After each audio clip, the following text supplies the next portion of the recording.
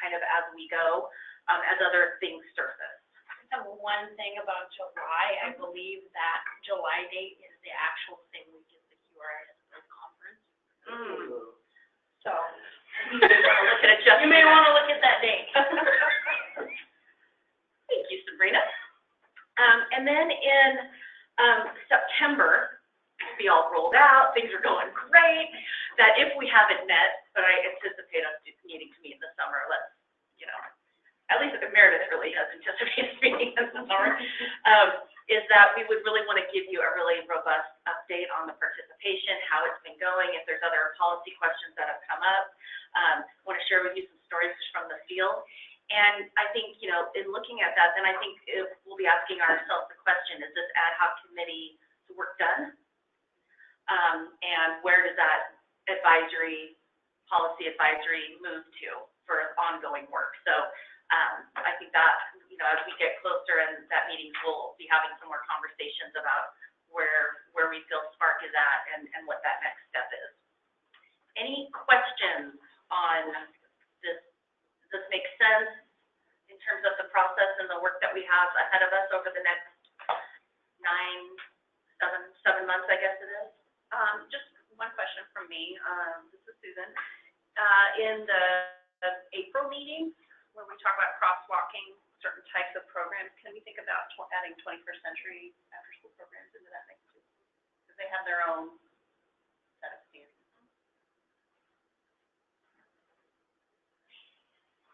Yeah, and it'll be a good policy discussion because I think the work isn't planned to happen for a little while, so this is really setting those guidelines. So yeah. Yes, and I just want to remind everyone that we are recording this meeting to be posted on the website, along with any other additional materials. So, one other thing. While we're talking about crosswalking, there is a set of standards for healthy after-school programs using the HEPA standards. I'm wondering if we can think about those in terms of crosswalking. Yeah, we'll look at that and see how that might fit in. A lot of these standards, these are, I think, part of the criteria of, and this is Dawn, of when crosswalking happens is if there's an accreditation to it, so such as Head Start performance standards, right? How are those documented so that we don't have to document them again? And so if there's an accreditation or verification process, I think we can look, and probably what some of the work in this meeting would be, we've done this in the past, is what is the criteria for the programs that we would crosswalk? Right. Okay. Thanks. Yeah, it sounds like what I'm hearing, Susan, is that there are some tools in the after-school program that. Yeah, and I'm just not seeing them reflected here on this timeline, so I want to make sure that we always think about school age. Well, is it an accreditation? Is it something that you achieve? No, it's just a set of guidelines. Yeah, I think I mean in when we're talking about an accredited, it's not so much but maybe we can look at that in terms of resources around the best practice. I see that potentially looking at really in that CQI component of what is best practice going to look like in the program and how does that connect to the standards. I think that would be where that conversation could happen.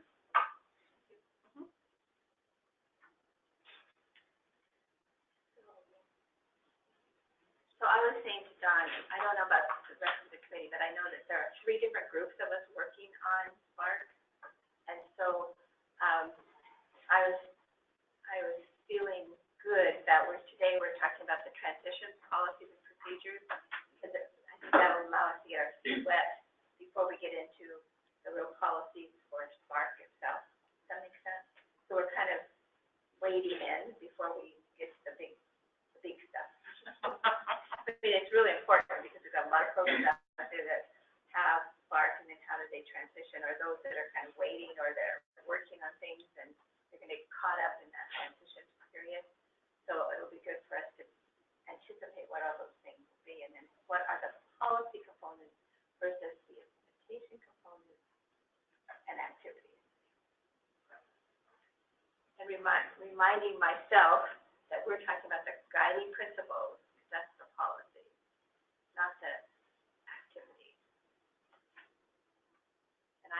for the activities, because that's what I know. So we have to help each other stay up above the weeds.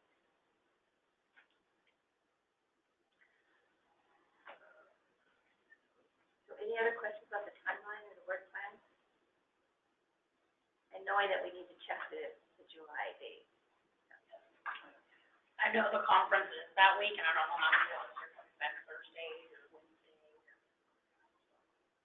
Yeah. I know I'm going. Everybody will be gone to the meeting, once the meeting there. It'll be fun. Who all wants to go to our skip session? San Diego, yeah. Oh, no country though. San Diego this year. What it says. So the other thing, I don't see this.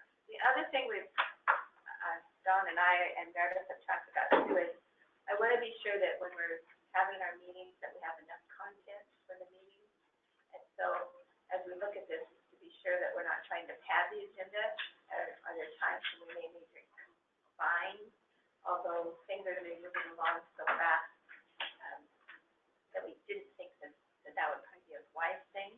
But also, I want to be sure that we're making use of everybody's time, because you make valuable contributions, and I don't want to have people start falling off because, well, we said 4 hours, and we'll go there an hour and a half, and it's hard to plan those kinds of things. So know that we've noticed that, and if you have thoughts, let me know about that too. But those are one of the things that we're looking at as well, because we don't want to waste people's time. Thanks, and although this is Dawn, if I could just kind of add, that is part of the reason you see, just because we need the policy decisions to get the work moving so much at the beginning, and kind of those placeholders, like we maybe will end up with something really important that we need to talk about, but maybe it's maybe it's an hour conversation, and we may look at then using those times to have a virtual meeting so people are traveling, and so really to be mindful of your time as we move forward. Get the value of the contribution. Exactly, because we don't want to lose that, but we also don't want people to travel, and yeah, so. So your travel time outweighs the meeting time, you know you have. Okay, I think that there are no other questions. Anybody on the phone have any questions about the work plan or any thoughts about that? Yeah. Nothing to chat. Okay, hearing none, then we'll move on to policy questions on transportation. Now we get to the meat of our work today. And I think Meredith, you're the one. So, we are going to pull up the PowerPoint here for folks to see. And we're going to, as Donalda said, talk about the transition for programs that are participating now or plan to participate in during this transition phase. And Robin Lopez-Nelson from the Research Institute is going to do the presentation. And we're going to see if we can get her camera up. Mayor, Tom's doing this one. Oh, Tom's doing this one? Sorry, guys. I'm going to walk through this one. So Great, thank you, Tommy. we can still get Robin's camera, because I'm anticipating that Robin will clarify or enhance anything that needs to be, or help answer questions as we go through. But I wanted to frame up the transition plan that Meredith is going to take on the discussion, kind of lead us through a discussion at a policy level about it. So what happens when the new revised system rolls out, and how we transition programs is primarily what we're looking at from the existing field test version into the new Spark revision. So go ahead, Kristen. Who am I telling? Moving slides. You're moving slides? Okay. So let me frame up what we're trying to achieve with this a little bit. Is we want to be able to make sure that providers know what's coming. We want them to be able to be equipped to make decisions regarding their Spark participation that will most benefit their programs. And so as there may be reasons to transition at a different time, or there may be advantages of moving ahead in the existing system before you transition, and we want them to have as much information as possible to be able to make those decisions. We also want to be able to provide information to the early learning partners that are supporting them in order to achieve that, basically that same thing, so that they're supported in doing it. And we want to minimize the amount of time that the field test overlaps with the Spark, with the new Spark, with the revised Spark rollout. So that's a balance that we're trying to achieve with this. We want programs to, I'm sorry, I'm distracted by not being able to see the whole PowerPoint. I'm showing my own. And the Why don't we go ahead and just remove that for now? Yeah. Thank you. Good try, though. We want to make sure that programs that have invested in and achieved ratings are able to maintain the ratings that they've achieved because of the investments that they made. Go ahead. Next. So currently, supports and incentives are still unknown. It's something that's still in development. But ratings are being extended to ensure that programs have ample time to move into the revised Spark. So we're extending the current ratings. And we begin to communicate that there's a summer rollout. But people have not heard the transition plan yet. Providers haven't heard anything about what the transition plan is going to look like. Go ahead. So Dawn's already talked about this. This is why we're talking about transition right now, is we're looking at a summer 2018 rollout. So the new Spark system will be available for programs. So what does that look like? Programs designated commitment to quality.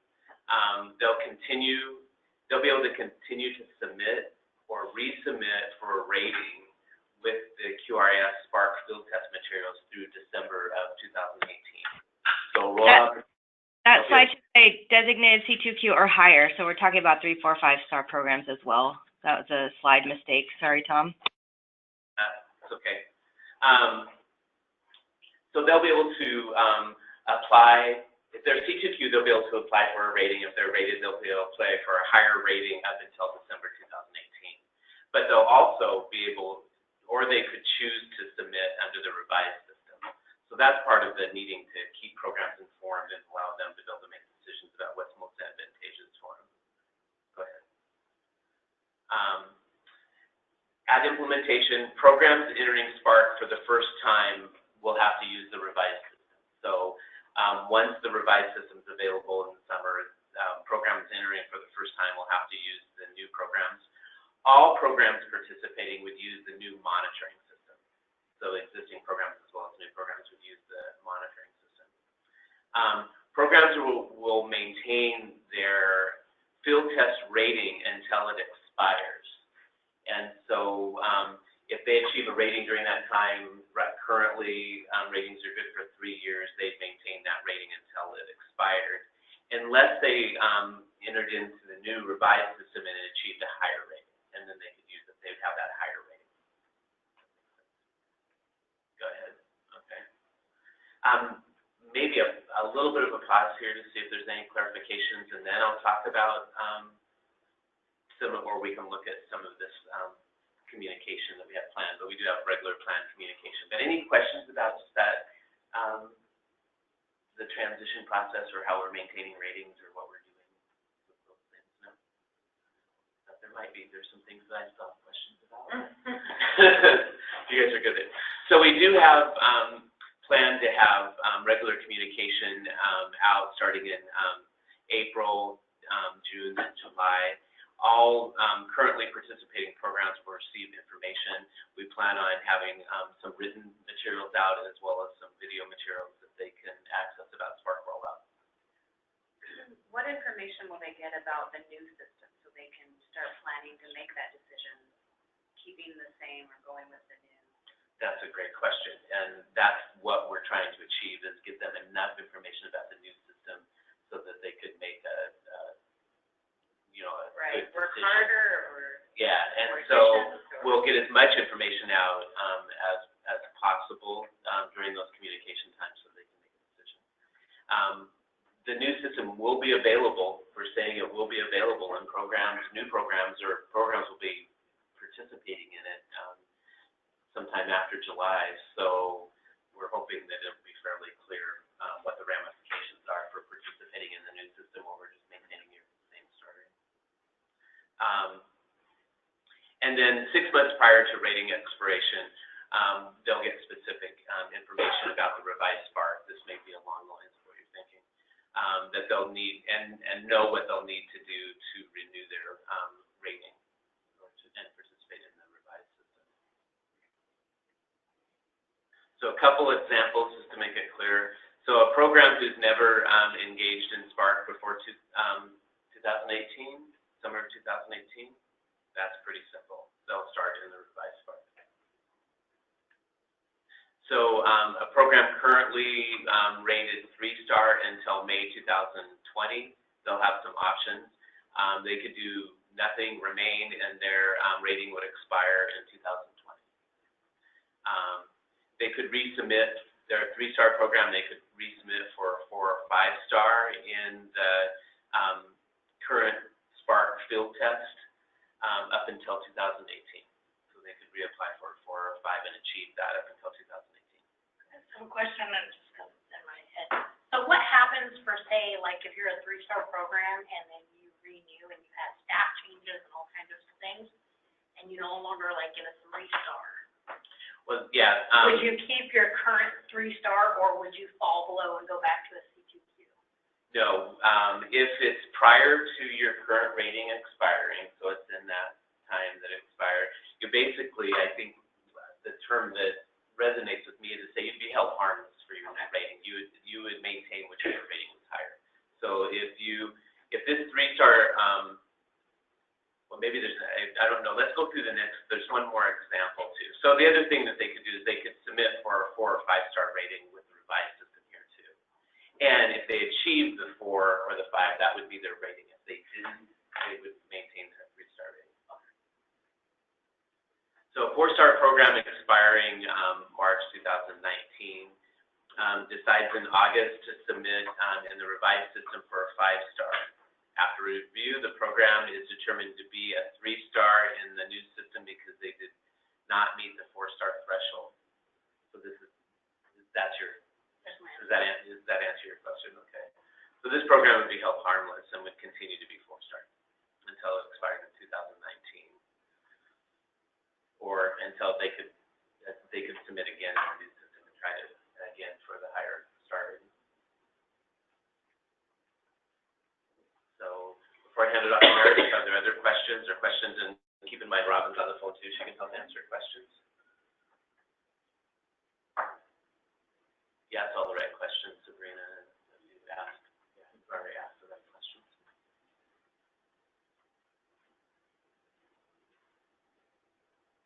No questions in the chat box. So as Donalda was saying, we're really looking for those guiding principles, those guiding guardrails from you folks around the big picture of this transition plan. And to try to summarize, really what we're proposing is a balance that programs have some choice here, and they have some choice about which version and when they go through this transition, but also you could see we had some deadlines, some wording in there around December 2018, really for system functioning, so that there's clarity for programs and for parents and et cetera, what all the star rating means. So that's the proposal that we're coming with. So our questions are, does the timeline information we provided you with, does it provide enough guidance and support to programs? And then also, are we striking a balance of doing that kind of use of resources and system functioning with giving providers the choice and support? So with that in mind, let's take this first question. Does the transition plan that you're hearing provide guidance and support to programs? What are folks' thoughts on that?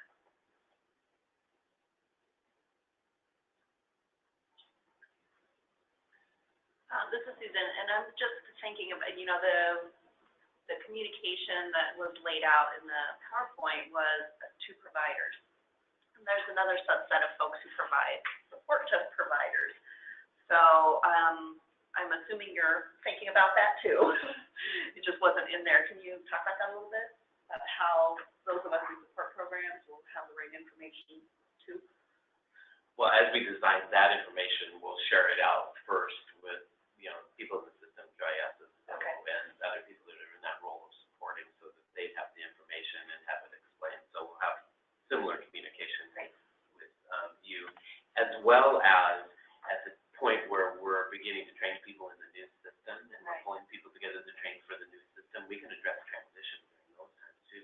We'll actually be with you, I think, a fair amount of time to make that transition and to equip people. So I think that'd be a time where we talk about it. Okay, thanks. And if I can just tag on to that, if you go to slide number 2 in that, Kristen, just the second slide back, I'm really glad that you highlighted that. Second example, Kristen. No, this is the second slide, the purpose, yeah. If you see that second bullet, that's kind of what we were addressing, so I'm glad that you gave us pause here to highlight that a little bit, because it's not just programs deciding which of the two systems are gonna get involved and all that, but think about the quality improvement specialists who for a period are gonna be advising, one set of programs on one system, and then in the next breath they're advising another set of programs. So it's really, like Tom said, communicating with them, making sure they have all the resources they need, and that's a balance too, right, of making sure that they're really prepared, but also not draining that resource and having to have, two sets going. So thanks for all that. And it's not just QISs, you can think about all kind of partners. Oh, absolutely, yeah, so thank you for that. So what about, the Head Start Association, the private school groups, those things? Are we going out to those groups? Are we gonna invite those groups in so that people can then ask those specific questions that relate to them? Absolutely. Because it's a tight timeline between March and June. If I can jump in with a thought on that, I think it's one reason why we want this transition plan up front now, because we have other planned points of communication, and if the transition plan was in place, it could be used during those other points of communication when we're trying to communicate other things we can include, talking about how we're transitioning programs. So maybe what we need is a communication plan. That's all, so that is a part of the big master plan, is a communication plan for getting the work out, and just to share with the group, like specific to Head Start. I know that Shauna is working on the April big Head Start meeting that will be there, able to share this information, and need to understand what specific to them, so there's targeted communication in the I call it the Big Daddy work plan. So I'm sure this is will be part of that, but just making sure that in that communication plan that it hits all of the school districts that have the pre-Ks and the preschool promises as well. Making sure that they have that too. So is that something that would be helpful for this committee to at least see the Big Daddy plan?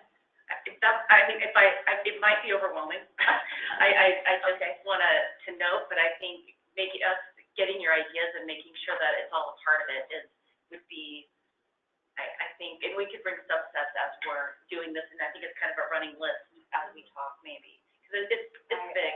I really agree, and I think we've talked here before about pulling out the communication piece, so it looks a little more like your work plan as opposed to 14 pages of this size paper. Phone people, I'm showing a big piece of paper, or whatever that is. But so I think that would be helpful, but I think this discussion here is perfect, because the policy that you folks are reminding us of is communication across partners to all folks at this region, Spark providers being a huge piece of that, but then also all the other folks that this touches. So that's an excellent point. And then we can bring that subset just so you can have your eye on the communication. If we can anticipate those things, then it allows us not to do the question about, well, I don't know. That type of thing that's happening. Just one other question. This is probably in the communication plan, but just to clarify that there's multiple modes of communicating at those specific times, that we might do webinars, we might have calls, we might have community meetings, multiple ways, all those things. So the policy, I'm trying to get back to where we're supposed to be looking at the guiding principles, and it seems like one of the things that we've identified for the transition principle is the strong communication. Not the details, but that needs to be addressed. I'm just trying to be sure we put us in our right box. It seems like if we have some good communication components of this, schools, Head STAR, private entities, and the multiple methodologies of that, then that policy will drive how you roll it out. And we do quite a bit in the chat box, and before I go to that, I just, to your point, Donalda, and again, this is Meredith for people on the phone, I think you folks are on the front line of seeing how we're developing the details of all the components that people are going to want to know about. We are developing that as we speak.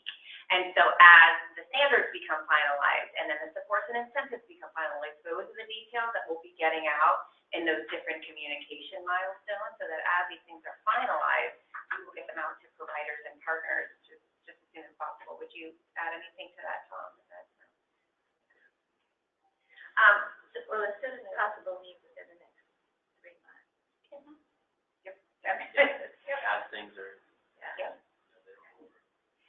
So I'm just going to go ahead and read what's in the chat box so we can see it. So from Betty, she says, I know Tom spoke to this a little, but I'm concerned about how specific the information that programs will get is going to be. I'm thinking about what info they will need in order to make the decision and what kinds of plans are in the works to provide that info and support their decision-making process.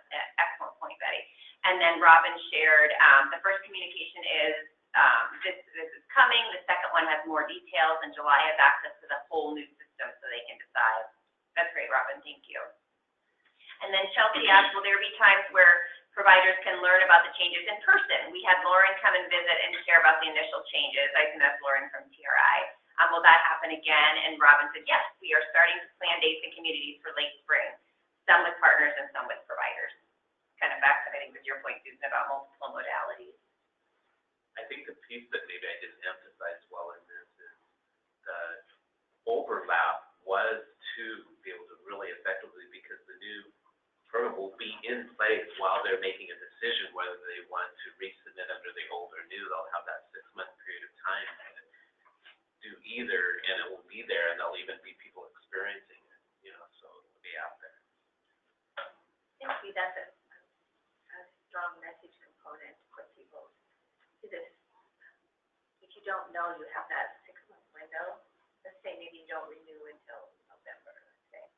You get your notice then, so that might be too late for you to say, oh, I would have liked to have done this.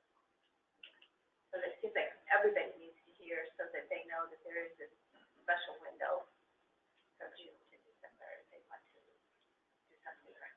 Yeah, and I think having that really clear communication that and having the same common talking points across is the guidance that we need to follow.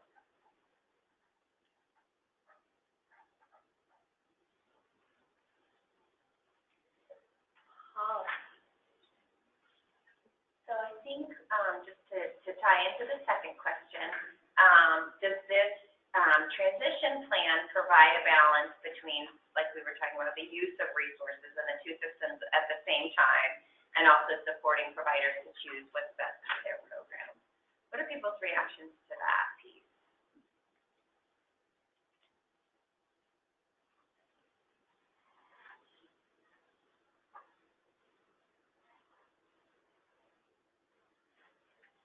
My first thought is if they know about it. If they, meaning The people that are impacted, does the transition provide desirable balance between the use of resources, the old and the new, right? Supporting providers to choose what is best for their programs, if they know what the options are, but they need to have lead time and know what that is. So as the options are laid out, those make sense. Right. And then going to what we talked about, the communication, Right. right, but as the plan feels right to you. As long as that happens. Yeah. The other thing I would say is that just making sure that they know eventually that two systems won't be available. Because eventually we're going to dissolve one and only have one, and so making it very clear these two systems are only available until this date. Because otherwise we're gonna run into folks who are like, well, you gave me 2 options last year. Yeah. And you give me 1. So not just the transition, but the end date too. Yeah. Making sure it's very. So Susan, to me, that second question is not directed at providers, is that correct? That is more of a system question. Does the system have a balance of resources I think it's to be able to run two systems at the same time? It's both. And I don't know that, I have the ability to answer that question, just, you know. I think as someone who supports programs, could I support two different types of programs? Probably, depending on how many I was supporting. But I think that's a better question for the early learning division and PRI. It's interesting, because I was thinking of it from a provider's perspective, and do I have enough knowledge as a provider to know that we are achieving that? I mean, Right. do I know that I only have till the end of this year? Do I know that I can reapply? Do I know I don't have to reapply? I think some of this has to do with the timing of it. Is 6 months supportive of enough of providers? Because to answer the resource piece, the less time we run two programs, the more we're gonna get out of our resources. So how long do we need to run two programs in order to support providers? Is 6 months adequate? I think it is, because if you're in that 6-month window of needing to apply before December 2018, then you've already started. Because you have that 6-month window because you've already started in the existing system. So that 6 months doesn't apply to someone who's starting in the new system. So in my mind, I think it is. You get it done or start the new system. Do we know how many providers that it affects? I mean, Somebody does. is that a lot? Well, This is how I'm thinking about it, Tom, and check my data analysis here. So right now, we have somewhere in the realm of 700 some odd commitment to quality providers. And we've got around 700 some odd star-rated programs. So, and out of those, I guess thinking about the 5-star, I mean, they wouldn't be resubmitting to move up or so, but 700 commitment to quality programs is a lot. I'm just thinking of the time period. Are they up for renewal? So is Is there a hurry for them, or can they just kick back and watch the new system work itself out? And then, obviously, they're gonna have to use the new system, but they can give it some time to kind of inspect how the process is going and kind of bide their time so they work efficiently the next time around. So that window should only really apply to a small window of those who are expiring, where there's an urgency to make that decision to reapply under one or the other, and they don't have the option to kind of just watch it unfold. So I would imagine that's kind of the narrowed providers that you're most concerned about making it through, and as a system supporting those getting through that time period. So I don't know how many that would be. I think it's a really good question for us to look at, and Robin might know. Yeah, this is Robin. Who was that was just talking? That's Renee. Oh, hey, Renee. Actually, it was sort of hidden in the presentation. We're actually also trying to make sure that programs aren't forced and rushed during this time. We have been, because we don't currently have a field test renew your rating process, we have been extending programs ratings an extra. Currently, we're giving a year so that programs won't expire sort of in November of 2018 and sort of have this month that then they're feeling like they're rushed to choose one or the other. Anybody that would be expiring in November 2018 will be extended so that they also have sort of a exactly what you were saying. I really liked the way that you were saying it, but sort of the time that they need to get used to the new system before they have to jump in and figure it out. So we are looking at those programs, and that sort of, we don't want to panic anybody, and we don't want to get anybody forced into making a rash decision. And we also don't want to have ratings from the field test lasting forever and ever and ever. And so helping people have a little bit more time, but then sort of having them move into the new system is going to be better, I think, in the end. So you brought up exactly a question that we've been talking a lot about, and our decision that we've been doing is sort of extending people's ratings so that they don't have to deal with that. Which way should I go? They only need to worry about that if they've been working on their 3-star program, they've been working on their 4-star, and they're 3 standards away, or they've submitted their training to the Oregon Registry and they're waiting for their step, and that's going to be the last thing before their 4-star. We don't want to take away that option and make them start a new system. We want to give them the 6 months to finish up and move forward in the system that they've been working in. But if they've been sitting and happy with their 3-star, once they expire, they can move into the new system rather than have to make a choice. Sometimes when I talk so much, I might actually confuse things, so let me know if that actually clarified or confused anyone in the room. I have an additional question. So you mentioned someone that's already kind of knee-deep in the system, they haven't quite finished. Is there a transition effort that could translate the work they've done into the new model so they don't really have to start over? Is there that kind of transition being thought of? There isn't at this point. There may be a few things, but we're really looking at the new system is so much more streamlined. I mean, the 3-star program is going to need to submit for 4 standards instead of 33 standards. And so it is much less of a burden of working towards those ratings in the documentation phase, which is why we're giving them the 6 months so they can say, wow, I'm really close, I just want to finish up and not start over. But we're actually assuming that if they're not very close, it's going to look a lot easier to go in and submit in the new system, or at least a lot less. I don't like to say easier because I'm not saying that our standards are lower. I'm just saying that hopefully the system is easier to access and there's less of a burden on programs and providers to submit evidence and figure out the ins and outs of the system. So that's why I stumble around the word easier. I don't think that we lowered our standards. I think that we lowered the burden on programs. Refine the methodology.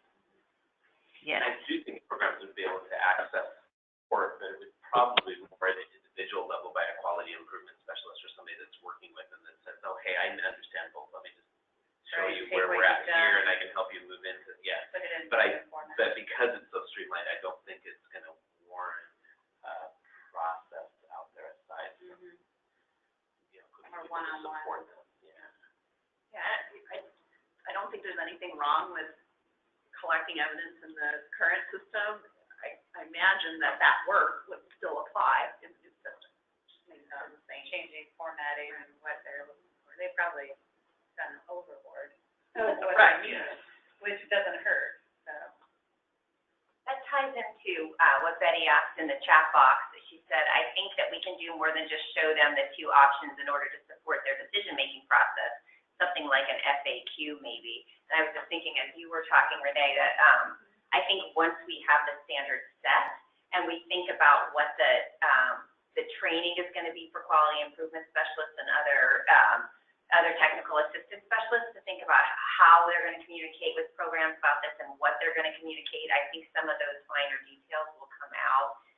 Here's how you explain, like, okay, great, you've got a stack of pictures for portfolio 1. What does that mean for portfolio 2? So I think some of those details around what the information actually is that needs to get to providers will come out.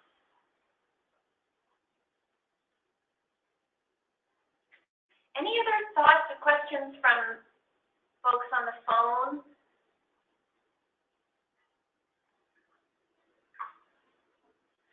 I think those examples are very helpful too, because they answered the questions, the 3 examples again. I don't know how we put that into a transition, but maybe just in the This is Dawn, this conversation, one document that we forgot, and I apologize for that, is the principles for the ad hoc, the grids that came from the Early Learning Council that really sets how we think about this. And I just wanted to kind of read, because I think this conversation really lends itself to this principle is that, our qualities that it promotes collaboration, alignment, and coordination within communities and across sectors. So I think the conversations of, engaging the communication really fits within that. And that is there's transparency and community public engagement and consulting with community. So I think it at that core, it's really at that communication and how the information is shared. So it feels like that conversation really lands with that guiding principle. That's great. Thanks for pulling that out. I actually, when I created the questions here, I was looking at some of those. I didn't go to that one. The one that was really jumping at me was supporting providers. Mm-hmm. But yeah, I think this is exactly what we want you folks to be testing about.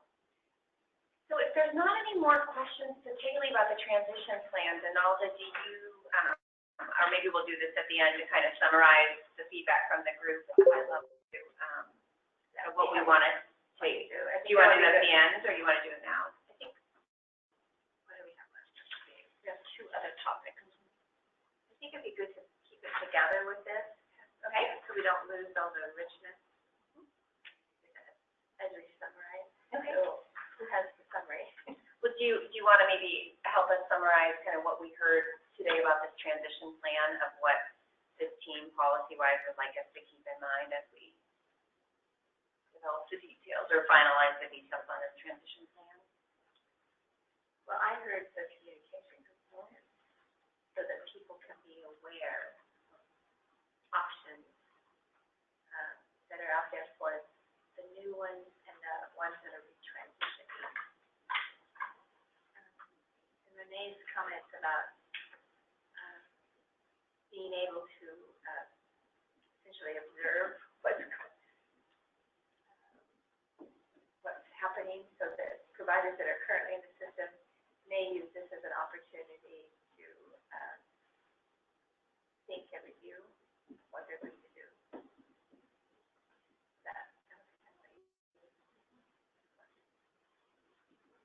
So the communication is critical.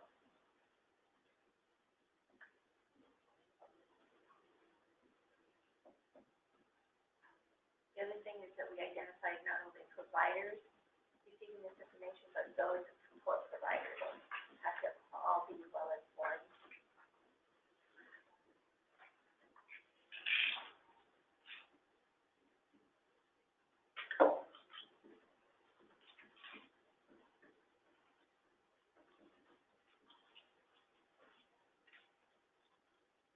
Did that capture what, folks, did that capture what the discussion was of the takeaways you want to make sure that we saw? Anything to add? I keep the thing that keeps in the back of my mind. I think of Autumn and her home. I think it's just address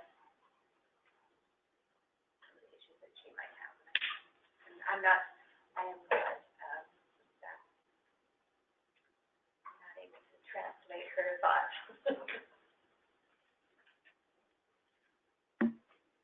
I think the issue is time. There's lots of time. There's no, I think if you just reiterate that a lot, that there's, time is on their side. There's no panic or hurry, that the support's coming, so there isn't like a rush to to jump on the new system, or there's not a rush to get off the old system. I think if we package it in that way, I think even family childcare providers will feel a sense of security that they can get through this next project. And then once they see that it's simplified, I think it'll really be advantageous for them to work through the system together, more so than last time. Sounds like they have options. That there are options for those in the system, those can be doing it. This is Meredith, and can I just check in about the point that you're making, Renee, just so I'm really clear, and just kind of check in with Tom and Robin. So when you say plenty of time, so for example, one of the examples that we talked about, if you're a 3-star program and you expire in May 2020, I think was the example, you essentially could have until May of 2020 to think it through and not do anything and maintain your 3 stars. Is that accurate, Tom and Robin? If you wanted to make a change or you wanted to resubmit, et cetera, then you have some decisions to make around those 6 months transition. But you would have the option to say, I'm going to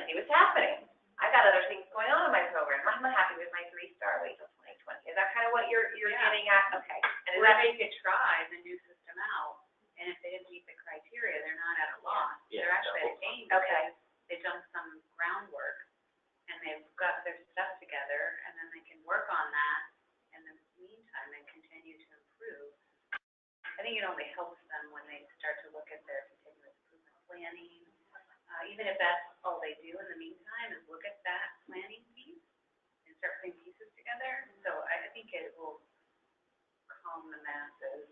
So that's really helpful, thank you. I hadn't quite put it together that way until you brought up that point, so thank you, Renee. But I also think it relates back to, was it question 3 or example 3, where you would apply, you are a 4, you would, if you look at the criteria, you would really now be a 3, but because you don't expire yet, you get to stay at a 4.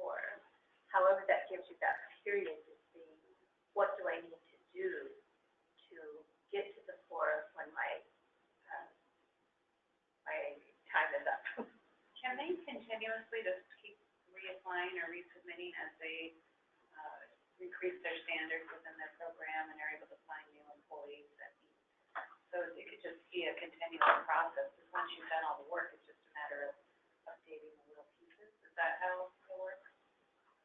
So there's no waiting, they don't have to wait till they expire, they just keep submitting until they meet the standards. Yeah, no, they can resubmit it anytime. What does about continuous quality improvement? That's what I was thinking, Yeah, about it is. how we message, like, our message isn't just, we'll just stay static until May 2020, but your health harmless, continue the continuous quality improvement, and then your documentation of that and your rating is kind of a separate decision, but we're gonna have all these great resources for you, keep improving. Maybe calling that out and saying part of continuous quality improvement is this striving and reevaluating to move forward. Because it's taken us a while to come to that. If I were cold out in the community, I'd be not seeing that. So I think it'd be good to call it out as a transition point. One of the question you brought up about applying and then not meeting a 4-star, but still being able to keep your 3, I would sort of caution using that example too much, because I think what the message we're trying to say is that the new system is more accessible. And by having an example where somebody tries to enter into the new system and they're not, that they sort of fail, might not be the right message. Well, and it might be something that few programs would ever experience either, then we Right. put it out as one or It seems- 2 examples, yeah. From what I know about this process, that seems actually very unlikely, because the work has been to make it so much more accessible. So I'm a little worried about that, the message of that, even though I think it's a good thing to have the answer for, but. So, Sabrina, the reason I brought that question up is because, like, our Head Start program, we have staff turnovers, big staff turnovers. And so, like, we go in, our Head Start classrooms close in May, and by September, we may have a whole new set of staff. But you gotta remember, in the new system. Right. One domain won't tank your whole portfolio, right? That's the new. That's our new goal. That's the new system, that's the new goal. So, I think we need to make sure that that message is out there too, that is unlikely. Right. Yeah, that was the only reason why I asked, is because if we go into like a renewal or try to renew and we've got a whole new set of staff. I mean, with Head Start, typically in 4 of the domain areas, we shouldn't have any issues because we have federal expectations to meet those 5-star quality pieces. So our biggest in Head Start, our biggest area is professional development. Cross sector, Sabrina. One of the policy, Don, when you were talking about this, our early learning council, I was also looking at the Spark goals and the learning goals about parents' voice. How do we ensure that we're communicating to the parents about all this transition and what is happening? Provide information to parents about early learning programs. Because as we're in transition, how do we ensure that we don't confuse families more? We're struggling to be sure that people who are in the trenches know what's happening. But if I were a new parent, if I'm new to the area, how do I know what something really important that we're gonna have to make sure we're addressing, because the whole outreach and consumer education, as now we're getting to more of a threshold of programs, is really a whole additional body of work that we need to, engage in. And that's been one of the key things that this committee has been concerned about, to be sure that we maintain that family voice and we have that communication back and forth, which is what the program's all about. So I don't see that. That should be one of those transitions. As we're transitioning, then we help message so that parents don't get a negative idea, but a positive.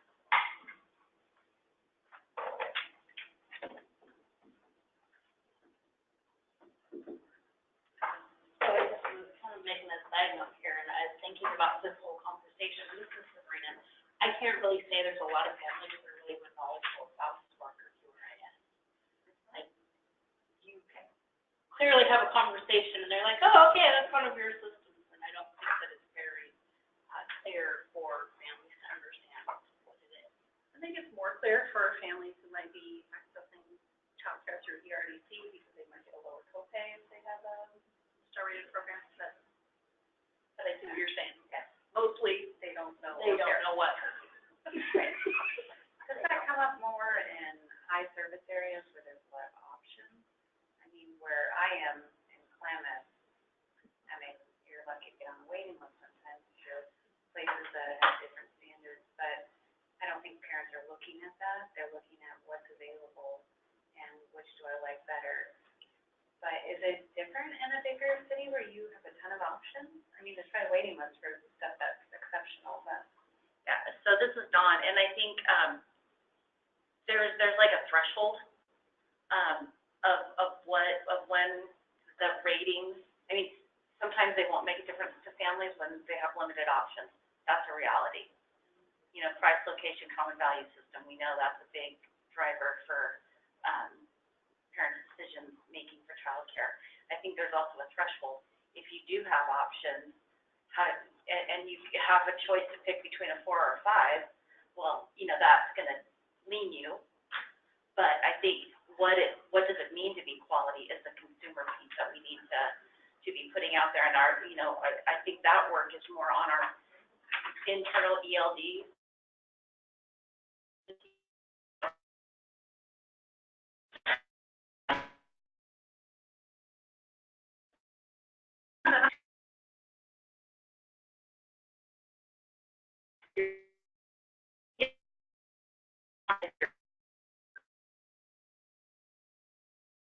Because, and we are, I mean, it is a new system. Oregon didn't have one until Race to the Top. So we're not in North Carolina.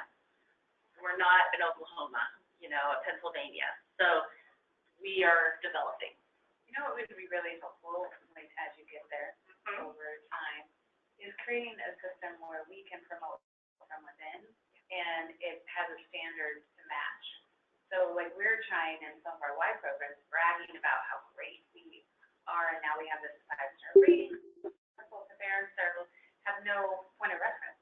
So, but if we had like a package communication marketing piece that they could see translated in different programs, then it would start to make sense.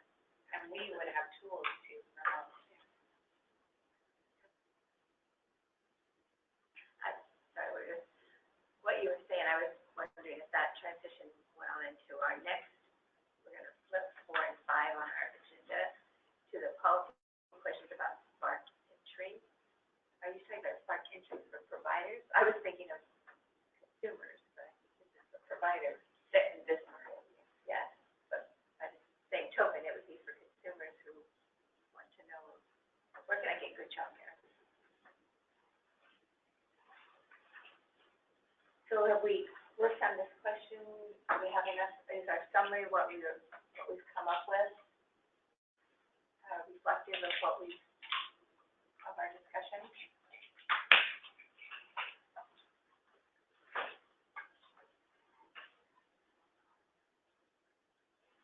That was a really helpful discussion to me. It really helped me think about it in a much more robust way. So, thank you.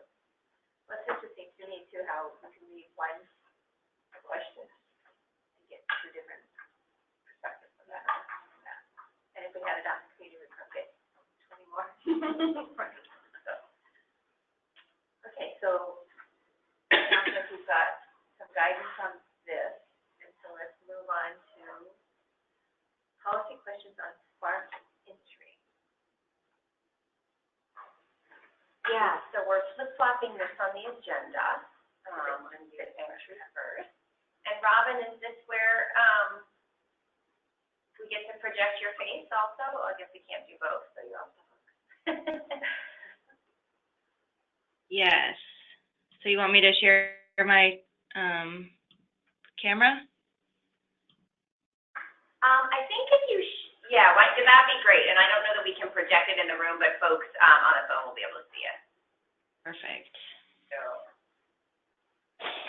Okay, so to frame up this conversation, let me make sure my phone is near me.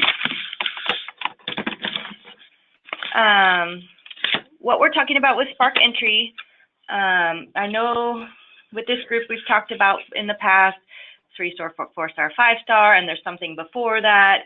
And so where we're at on figuring all of this out is we're coming to sort of a concept that we're liking and wanting to get some.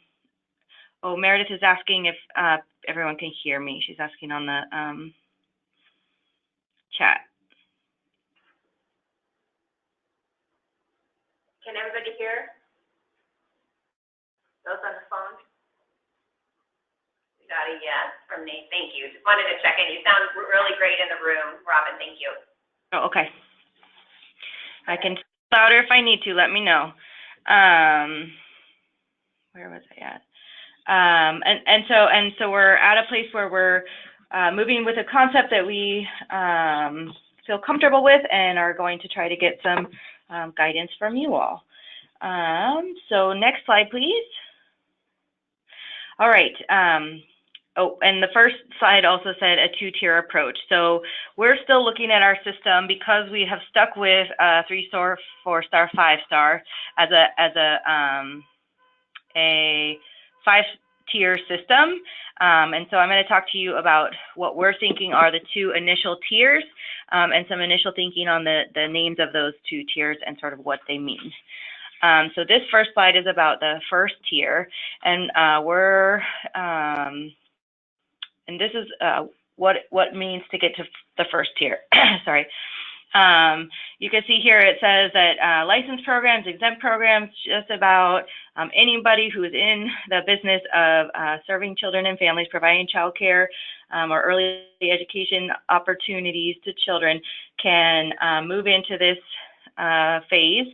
They would submit a Spark application, and they then, after submitting their application, they have information, they get access to the continuous quality improvement. That's what CQI stands for. I'm sorry for the acronym, continuous quality improvement.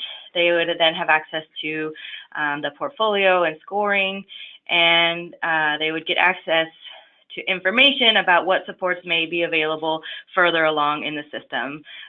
Supports meaning technical assistance, dollars to programs, all of those pieces. Basically, at this stage, a provider, a program says, oh, I've heard of Spark. I want to see what it's all about. They submit, and so I feel like I might want to engage in this. They submit an application, they get access to the system. So next slide.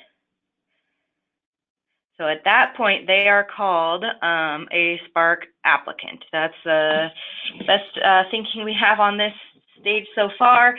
Spark applicant would mean tier 1, and who could be in there? We're thinking it's licensed programs, any programs that are designated license exempt in the system. We're saying anybody with any compliance history can be in there. It can be brand new programs. It can be long-standing programs. Anybody who is providing services to children can say, I'm interested, I want to be a Spark applicant. What they get for that, they get the official designation of Spark applicant, and then again, access to continuous quality improvement and also to the rating materials. So I'm going to take you through this. If you really have a clarifying question, go ahead and ask, but I do have some more clarifications at the end that we may get to.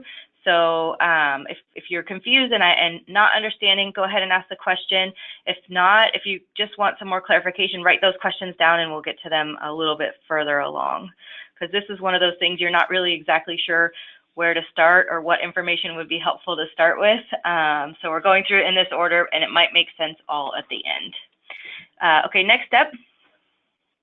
So to get to Tier 2, which we're continuing to call Commitment to Quality, which is C2Q, you'll see there. You need to be a Spark applicant, and then to become a Commitment to Quality, we're saying that you complete a continuous quality improvement summary.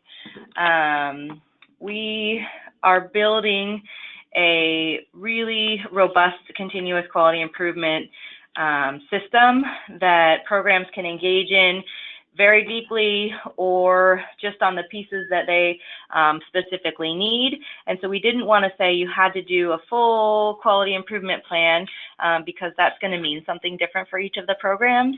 So what we're envisioning is sort of tying it back to those commitment to quality standards that were on the 2-pager of the standards, and saying if you can show us that you have reflected and decided whether or not you're going to be working on your quality in these areas, give us your summary so that we can see that you are committed to doing something about quality, and you'll achieve a commitment to quality designation. So next slide to explain what that means. So that means that who can get commitment to quality? Again, there isn't a threshold for compliance history, for time in business, license exempt, any of those same Spark applicants. There is not a barrier for any of those reasons to move on. And what do they get? They get to be called a commitment to quality program. They continue to have access to continuous quality improvement to keep working on that, access to the portfolio. They also then gain access to appropriate supports depending on prioritization, and I know we've talked with this group a little bit about that. So not everyone that moves into commitment to quality will actually be eligible for supports, but this is where if they meet eligibility requirements through prioritization and those things, they'll have access to that. So applicants won't be getting any funding, but commitment to quality programs is where that piece of the system opens up to them. They have to show us that they're interested in quality and interested in improving their quality to have access to those quality improvement supports. Then they also, for commitment to quality, there will be some ongoing participation requirements to maintain the designation. So currently, Meredith mentioned we have about 700 commitment to quality programs. Many of those programs are working hard, improving their quality, working through the system. They're planning on submitting portfolios, and many of them applied for commitment to quality a few years ago and have gotten busy or decided it wasn't for them, and we haven't really had a system of having them re-engage or continue to commit to quality. And so having every 2 years them submit a new summary or something that goes along with the system is going to be a requirement, so that we can really say the programs that are at this commitment to quality are committed to quality and working on improving or documenting quality. So those are sort of the outlines of who could be a commitment to quality and what it means to be commitment to quality. So we can also, I can hear Donalda's voice right now. That way we can communicate to parents what these mean. That's what commitment to quality means. Go ahead and go to the next slide. Perfect. So this is one, maybe it's going to help you tie it all together. This one, maybe on the next one. So it's, I think, important for you to remember what or learn about what we have now as our tiers, so you can sort of see the differences in what's happening. So currently, Tier 1 in our system is licensed. That means we sort of have a system that, whether you like it or not, you are our first tier in the system. The new system we've talked about, that isn't a barrier to getting into the continuous quality improvement materials, and so that isn't a tier in the system, and so we wanted to make a more intentional tier. Currently, to get to commitment to quality, there are also thresholds and barriers. Programs have to have been in business for 2 years, or at least until very recently had to be in business for 2 years. Licensing was a requirement to get to commitment to quality. There was a training requirement that programs had to go and take a 3-hour training about the system so they can learn all the ins and outs before they decide whether or not they want to come in and start learning about improving their quality. There's compliance requirements, so that they had to be not having a certain number of serious valid findings from the early learning division to maintain that commitment to quality.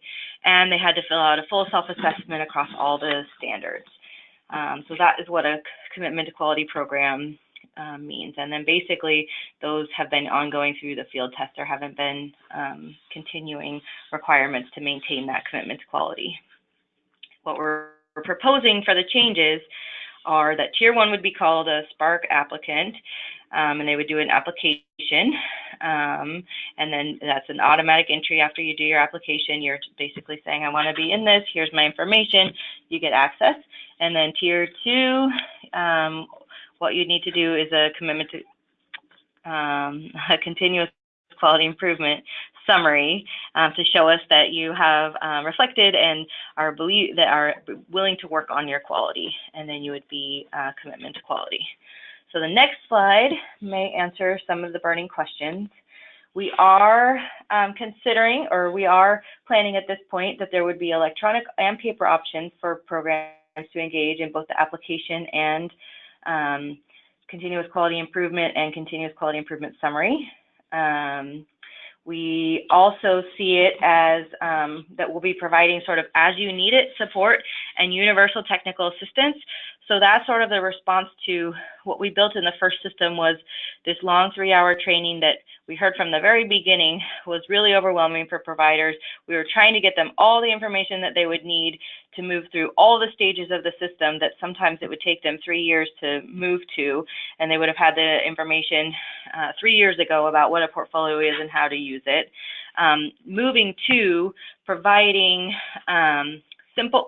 simplifying processes, and then providing the as-you-need-it technical assistance. So if a program is already working with a QIS, they can very easily orient them to these things.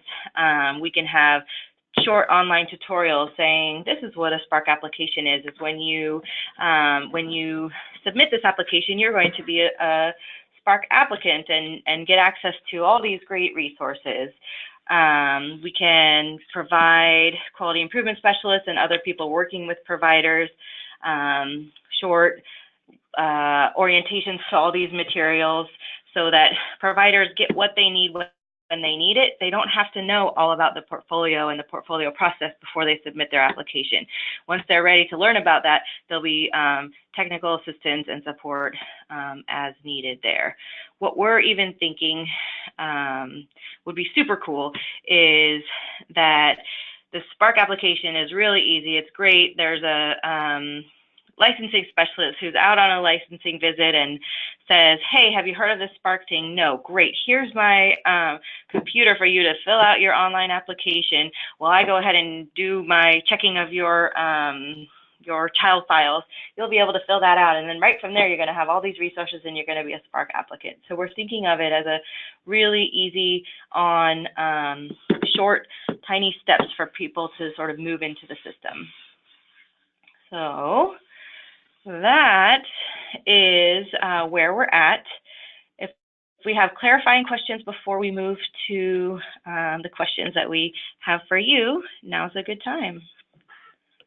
Thoughts, questions, anything? I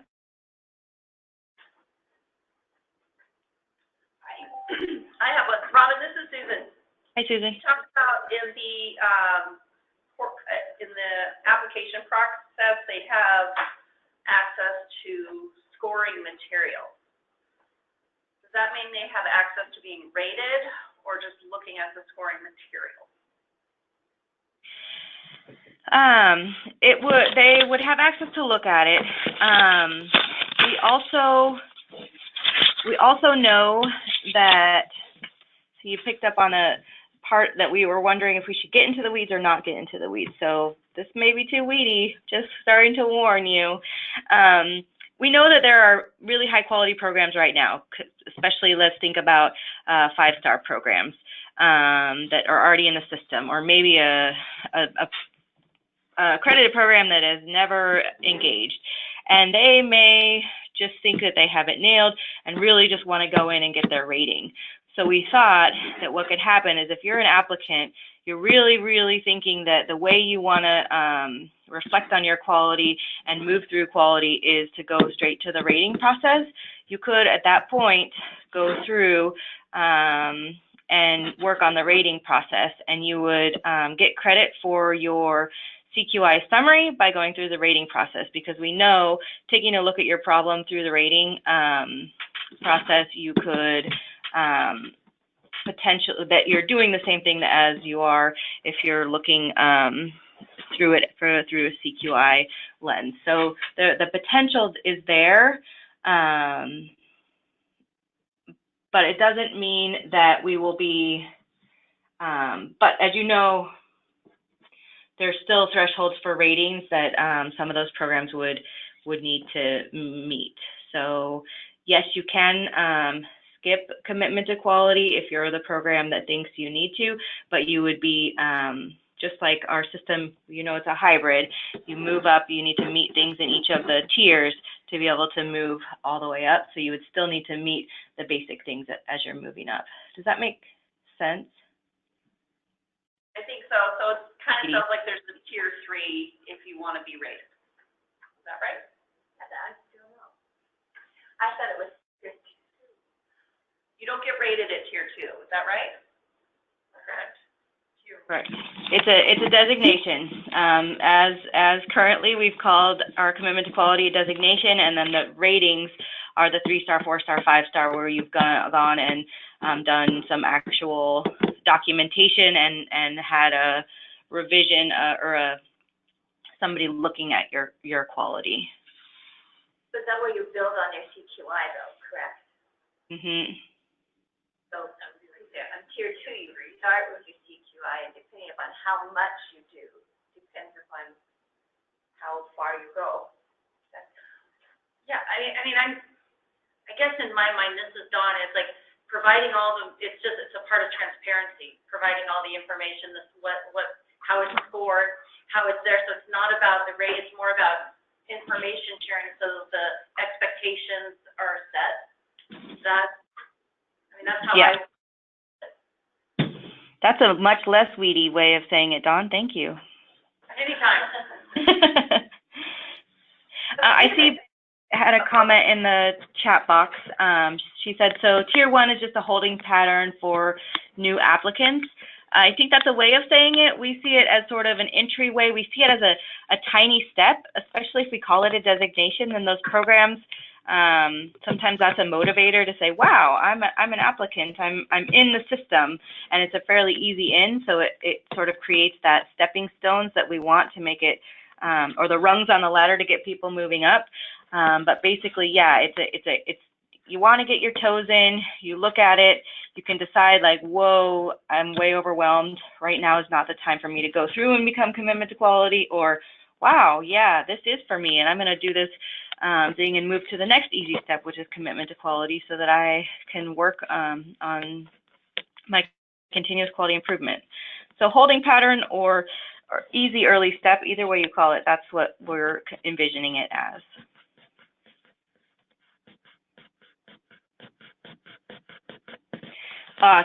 Betty is saying the tiers don't relate to the rating scale at all, like there's no correlation between them. I don't think that that's exactly it. We're not calling them stars because we've definitely heard people don't want to be a 1-star program or a 2-star program. So we are saying that we have a 5-tier system. The first tier is called applicant, the second tier is called commitment to quality, and there it's 3, 4, 5 that's rating. So it's a part of the system, but no, they're not exactly ratings. Did that clarify? She got it. Okay, did that clarify to people in the room? I have a question, Sabrina. So this is Sabrina, and I just want to kind of clarify what I'm hearing and see if it's what I'm hearing. And so we start the process in introducing to the people, say, coming in and just getting a Spark star in the Spark system, and we tell them the first two sets are tier 1 and tier 2.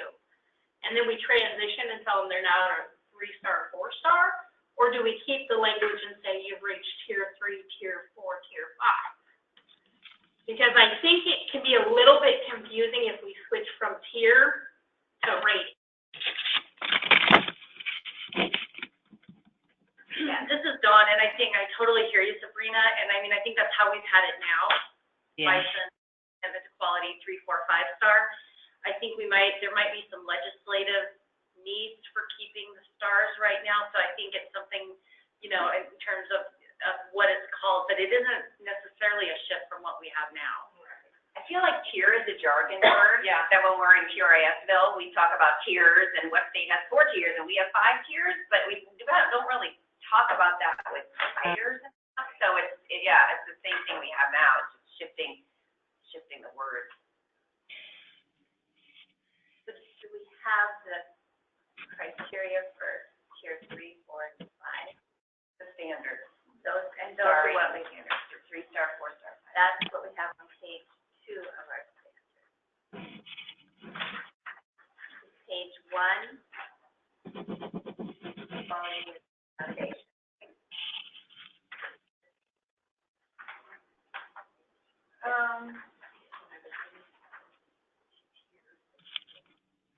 I don't think that this is quite an analogy to what we're talking about today. I'm sorry that. But I thought that this was our standard though. Yeah, so we still have the 3-star, 4-star, and 5-star standard, and so what we're doing today is we're getting in a little deeper into what the 1-star, which we're not calling a 1-star, Spark applicant, and the 2-star, which we don't call 2-star, CQQ, what those are. I'm just trying to figure out how this relates. Maybe I'm just the only one. No. Because I thought we did all this work. We wanted to be sure it had kind of like a progressive system. We called this our standard, and we identified that the first 2 levels were the basics, and then we went into 3, 4, and 5, and the tier or star or whatever. So it seems like there has to be some connection between this page and this, unless I'm wet. I might be able to answer that. The connection in my mind is that continuous quality improvement stuff that they get a hold of and the rating stuff are the 3, 4, and 5-star standards. So what we're asking them to reflect on and self-assess on are sort of where they're at within those standards so that they can kind of have an idea of what their path is. If they're saying, wow, this 3-star is really easy to do, and I'm going to have to work a little harder on 4-star, then I'm going to put my effort there. So that's where I'm seeing the tie, and didn't explain it very well, what the continuous quality improvement is and what that means. And those are sort of their introduction to the standards and their opportunity to do the work of implementing those standards in their program, rather than once they get to 3, 4, 5, they're just being rated on their standards and not and that they've already implemented. So the commitment to quality and continuous quality improvement plan gives them that option to spend time and teach their teachers about adult-child interactions and do environmental checking and improvements in their environment and those pieces that then gets them ready to say, yes, I think I'm a 3-star program. Here's my evidence. Please rate me at this level. So that's how I'm seeing it connect. So, and this is Dawn, let me try to do how, because I hear, that's how I see it, but maybe, let me try to say it a different way. Is how it connects to the standards, which are there and what we worked on, is prior to the other system, the first tier was licensing. And and so you had to be licensed. Well, that now is really moved, into at the 3-star level. It's still foundational standards that you need to meet, but in order to make this system accessible to new programs exempt from licensing in terms of having availability of the resources, those first 2 tiers now have an application and then a designation component versus you kind of say licensing was first and then the designation, which was kind of a mixed bag. This actually more clearly delineates who's actively engaged through the application process, who's got access to all the resources that are in that work, and then those that do the plan earn that C2Q, that commitment to quality. And then when the rating starts kicking in, that's when you're getting licensed and you're meeting the 3, 4, or 5-star standards.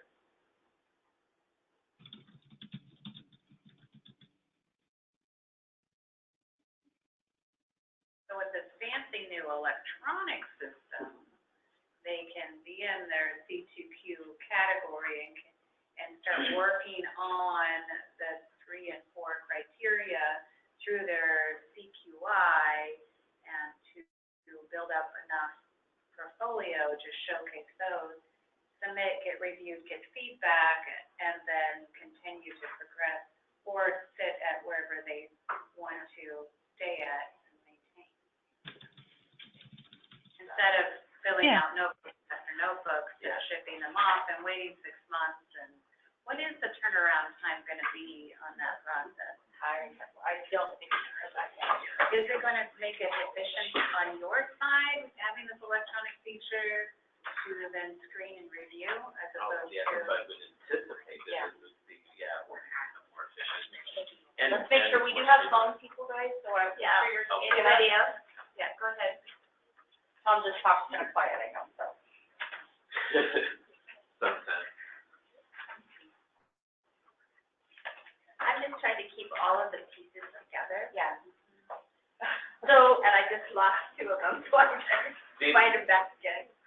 I don't know that on the second page of that document and all that, I think is completely accurate and still where we're at. And it's not that we're not using, but we're introducing a concept that wasn't fully reflected on the first page of your document. It wasn't fully fleshed out. It still is embracing that. The continuous quality improvement is, in essence, reflection on the 3, 4, and 5-star standards. So that's the process they're engaged in. Those 2 pieces of information showed that we were looking at a way for programs to enter in and get into C2Q in a different way in the new system, and that we may need to look at how programs meet their foundational health and safety practices in an alternate route for some programs. And so none of that has gone away, but we have further defined how they would move through those first 2 tiers. This is Sabrina, and I get that we're just kind of renaming, but I almost feel like renaming them Tier 1 and Tier 2. We need to pick something else, like application process or something next. Because it almost, to me, when I think about it, like I'm being told you have a 2-tier system. So I'm like, okay, I have Tier 1 and I have Tier 2. So I go here, and then from there, I don't really feel like I'm going up. I feel like I'm going out. I don't know if that makes sense. Well, let me address that and then see what Robin would have to say about that. We are coming in and saying, we have this concept that we want to throw in front of you. And we introduce it by saying entry would be in 2 tiers. I'm not proposing that we're taking that language forward ever again after you guys get the idea. But in light of we wanted to introduce applicant and commitment to quality, we wanted to make it generic at first so we could explain it and get your response. What we're really asking you is not whether we want to talk about Tier 1 and Tier 2. That's not going to be the issue. How does it sound that you're a Spark applicant and then your commitment to quality and then you would move into B3, 4, and 5? That's what we're introducing to you right now. The tier part would go away. But in all the conversation that we talked about being 3, 4, and 5, it was never completely transparent or a given that there would be a 1 and 2 entry. That it could be that you just kind of enter, and after you do something, you become 3, which didn't necessarily make sense, but we have some legislation and some things around ERDC that says we should stick with talking about 3, 4, and 5 to stay consistent. And so we went back and did design something that still seems to be a 5-step system that takes you through a designation of applicant, then the designation of commitment to quality, and then a 3-star, 4, or 5-star rating. So we probably wouldn't continue. Yeah, I was just saying lose talking the word about 2 tier. tiers, talking about 2 tiers when really the old system was 5 tiers maybe, and this one still really is 5 tiers. It was just a way of talking about that entry with you today. And we're wondering, I think that the policy questions will reflect on the idea of what do you think about the Spark application, and then moving to commitment to quality and the qualifications of what makes you be in those 2 ratings or designations. Does that help at all? Yes, yes. The You're right. system in the process is very, I completely understand that That's a part. long way of saying But you're right. the terminology that we've attached to it, like if I was in the community and didn't have any idea what was here, and I'd be like, oh, tier 1, tier 2, now I'm going to a rating 3, 4, 5, it'd be kind of a little bit jumbled. So I think just the terminology and what it does. The term that we used when we were looking at all the standards was the framework. Because it's a, Framework. calling it the framework of our process, because that's what we started with here. All of this is a framework by the domain. And I like the idea of the commitment to quality. I'm just trying to figure out the foundational health and safety. Is that part of the CQI summary, or is that additional? I think you're right, Donalda. I think the main change of what you're looking at is the foundational health and safety. Right. Because, and I'm trying to show the, people the visual, it's probably not gonna work. But I don't know if that drawing helps a little bit, because that is a shift. We're not saying licensing is the foundation anymore, the way it is currently. The foundation is now you're an applicant, and that's the barrier we're removing. You Right. don't have to be licensed to have access to all of it. And that was the message I kept giving out to people. It's going to be a total system. It's not just you're a star, you're not a star, you're licensed or you're not, that everybody can participate. I think that's what we said was a strength in the program. So everybody can participate in the framework of Spark. Yeah.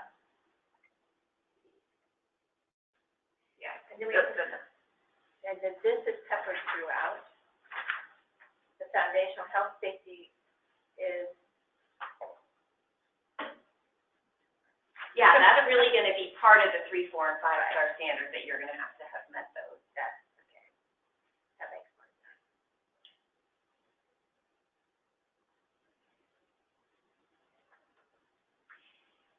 And I think the overall policy goal or goals of some of the shifts, and Robin and Tom jump in here, is that the idea was to make all of this quality improvement more accessible to more programs. So taking away that requirement, barrier, whatever you want to call it, of having to be licensed. Taking away a 3-hour training requirement to have to actually access the standards, see what a portfolio is like.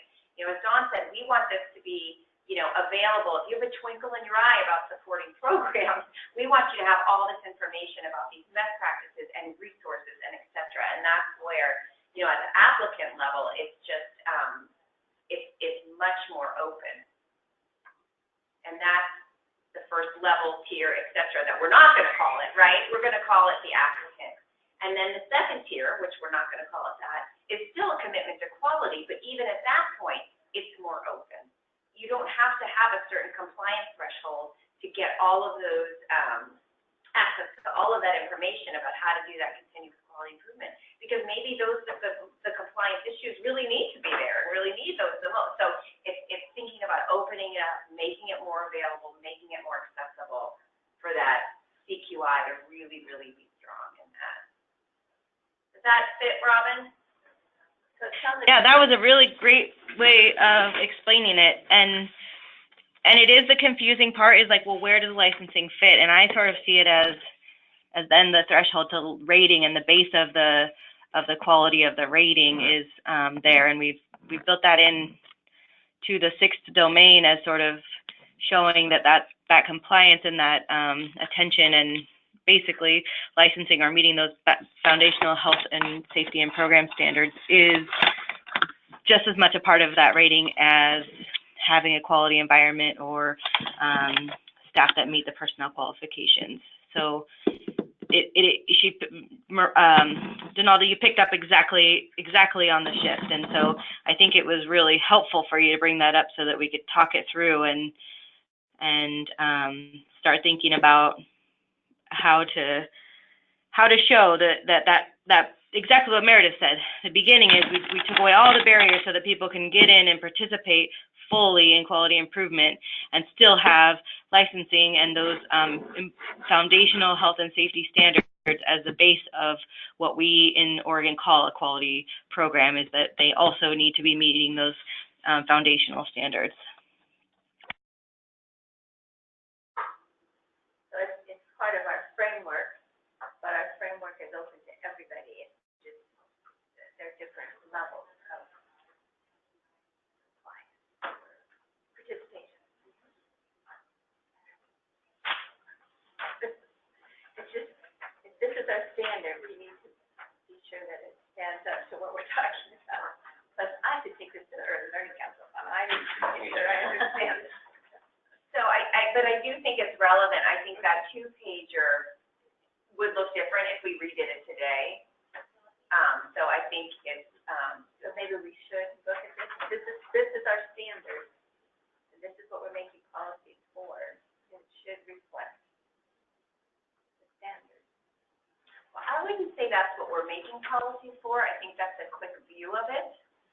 So if it's a useful tool as a quick view, then we would want to redo it. We would not want to continue to distribute that one. That's just my sense, because it's shifted. What do you think, Tom? Well, I do think that even when this was presented, the first page with the 2 pieces, Yes. the commitment to quality and the foundational health and safety, were put there to explain the standards. And I don't know that they were set in the same way that the standards were. I think they were put there to lead in so you can understand the standards and the principles. So I think where we're at is, does this stuff still uphold those principles that were in those first ones? Because it's not that they were. And does it still go Yeah. with this? Because this is the book that explains the standard, as I understand it. And absolutely, we're thinking the system leads right into the standards, and the connection is the continuous quality improvement are based on the standards. That's the framework for the continuous quality improvement. Not that it would be limited to those standards, because we know we've pared them down, but that's the framework for the continuous quality improvement is the standard. So it does lead right in. Because if this tool has changed, I think it'd be good to bring it back to the committee, because we really worked on this to be sure that it's reflective of what we've identified and what we want to achieve. And we really spent a lot of time being sure that it was progressive, that it was across all the domains, right? So the board is part of that and got it down to And I think, not to beat a dead horse, but the standards piece is still very reflective. This is the content of what's in those 3, 4, and 5 separate blocks. The entry and the pathway, which is reflected on that page, I think we could reflect it a little differently. Yes. Yeah. Well, we struggled. Yeah. We struggled with the second part, which was the health and safety, and because it's throughout, so but to be effective, I think we're going to need to be able to have a tool that helps us convey it without going through too much. Lisa. Yeah, hi, it seems like it needs, I get all that. It seems like it's just on applicant, if somehow people need to just be able, even if it says applicant, step 1 equates to tier 1, or 1-star rating, or whatever, so that people can actually see that it to applicant is really 1-star rating, or whatever you want to call it.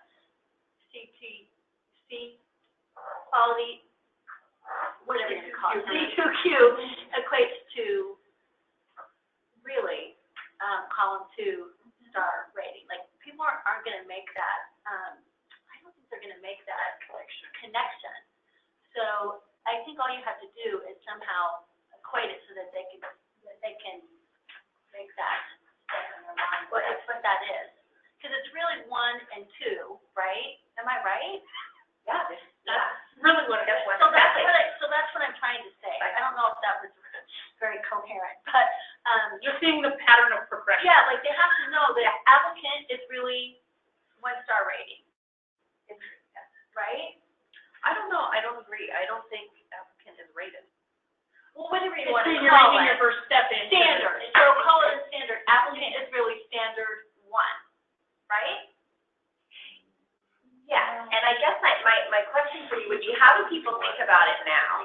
Do licensed programs think of themselves as tier 1 and commitment to quality think of themselves as tier 2? Because it's kind of the same thing, and I'm just wondering, is there anything we could learn from how it's conceptualized now? Well, I work in a different kind of population, so yes, I think they do that, but I can't speak out to like the, I don't think they do. community preschools. With respect, I Yeah. totally disagree. Yeah, I just don't think people are, I just know the school district, so I think that's how they look at it, but that's a small percentage, right? So. For our program on our end, like, the whole QRIS system was literally brought to me a year and a half into it, and I was asked to figure out your entire system, because the program was like, I don't understand this.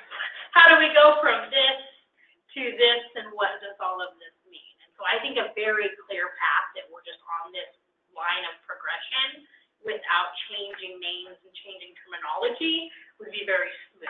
Whether we call them step 1 through step 5, or we call them star rating 1 through 5, or kind of that progressive pattern going upward. Just for the simple fact that way people can follow it very easily. Well, that's the intent. We want to cast the net wide so that anybody who's doing early childhood is a participant. Yeah, I like what Meredith's doing there on the board, is she's showing it as a continuum, Yes. Yeah. which might be Yeah. more helpful. Yeah. I think that would be a lot. Rather than introducing more terms. Yeah. Right, more of a visual kind of. I mean, somebody may call you and say, well, how do I go from being a C2Q to a star 3, where's star 2? Because we haven't gotten that before. I don't know.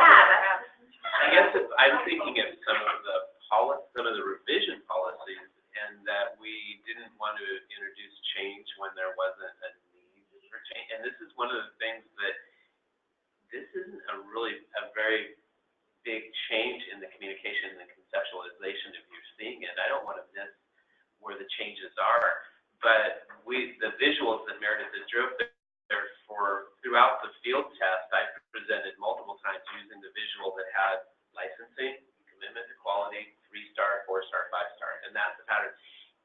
The main change is now we want to present a visual that says applicant, commitment to quality, 3-star, 4-star, 5-star.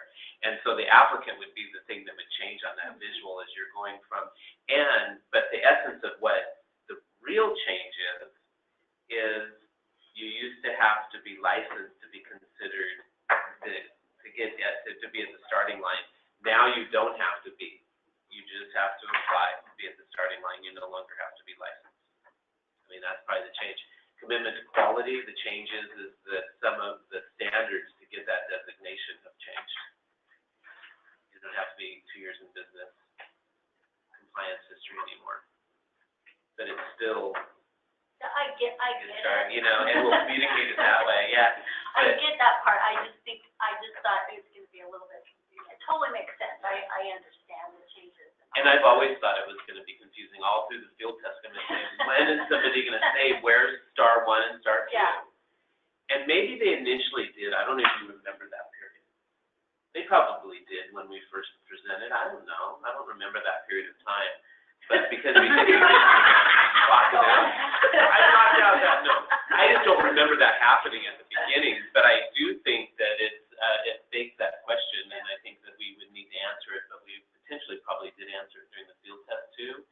and to my understanding, somewhat effectively, because it didn't seem to hinder programs in understanding it. And it does, and as in the field test, there wasn't a lot to be at the C2Q level, so we did call 3, 4, and 5-star rating, and the others were designations. And the two were designations. And I don't know, it seemed to work. I don't know if that helps at all, but it's my take on it. We could go back to our charge, which is to do with policy, and if our policy is a guiding principle, I think a guiding principle that we've identified here is that we want people to be able to enter into the system at any point along the continuum. So maybe identifying what we call that is kind of important, because we want people to apply and to get going into the system. Does that make sense? And I think that's one of our policy things, so that we reflect the real guiding principle, which is to get people engaged. I'm trying to get Chris into our policy question, because you absolutely nailed it. And I am aware of the time. I don't, do people want to take a break before we kind of finalize some of these policy questions? Or do we want to go through this? You can feel free to get up and. Okay. Okay. We have an hour. So, and I don't want to lose, what I'm hearing today is that this is not as easily graspable maybe as we thought it was going to be, or hoping it to be, and that's very valuable for information for us, both in developing it, but also communicating it, so I totally hear that piece. And I think our additional questions that we have is, again, taking it from the grid that Dawn was referring to before about early learning council and Spark guiding principles, is this entry proposal supportive to programs to engage in CQI? And is it creating equity and access allocation? Are there any equity barriers that folks see to this? So responses or reactions to those two policy level questions? There was talk in the chat box about your terminology of designee versus rating. Yes, Robin said we call C2Q a designation and 3, 4, and 5-star a rating. Which will maintain that kind of way. So if I'm a new provider and I want to get going, I could be a designee, but I can't be a rated. Well, you can be, you just have to go through portfolio submission. Are we wanting to really encourage everybody who's doing early learning to become a part of the system? Because that really does delineate and CQI from the 3, 4, 5. Exactly. And I think that's the goal. This is Dawn. The goal is for that applicant to get to that continuous quality improvement, which is really getting access to all of those resources. So it isn't about the rating, it's about the CQI. And so having a really broad base of access to what the standards are, to what the scoring is, to how they implement it, here's how it looks, here's all the resources, is going to help them build their continuous quality improvement to be prepared for that, to a rating as they're building their quality. So the policy that we're developing is that there will be a system to prepare people, and the policy is to get them to a rated system. To get them access to the resources, and at the end, we would like it to result in higher quality care, which would be documented by rating. I'm just trying to get back to the policy. Right. So what we've laid out is a policy of having 2 tiers of how a program can enter this. Any program interested in quality, and it's got many fewer requirements than we do now. That's the policy we're proposing. So the questions that we're asking to sort of test that is it supportive of programs getting to CQI? Is it making a difference from our current system that more programs have more access to the CQI? I mean, and I'm kind of stuck on the tier thing, because I'm hearing what you're saying, and almost in my brain, and maybe somebody can help me work through it. And if we stay with the language tier, I would say we have 3 different tiers. We don't have to. We we have an application, we have the C2Q is kind of like, and I look at it as a holding pattern, where we're helping programs develop what they need to move into the third tier system, which would be where they would be rated.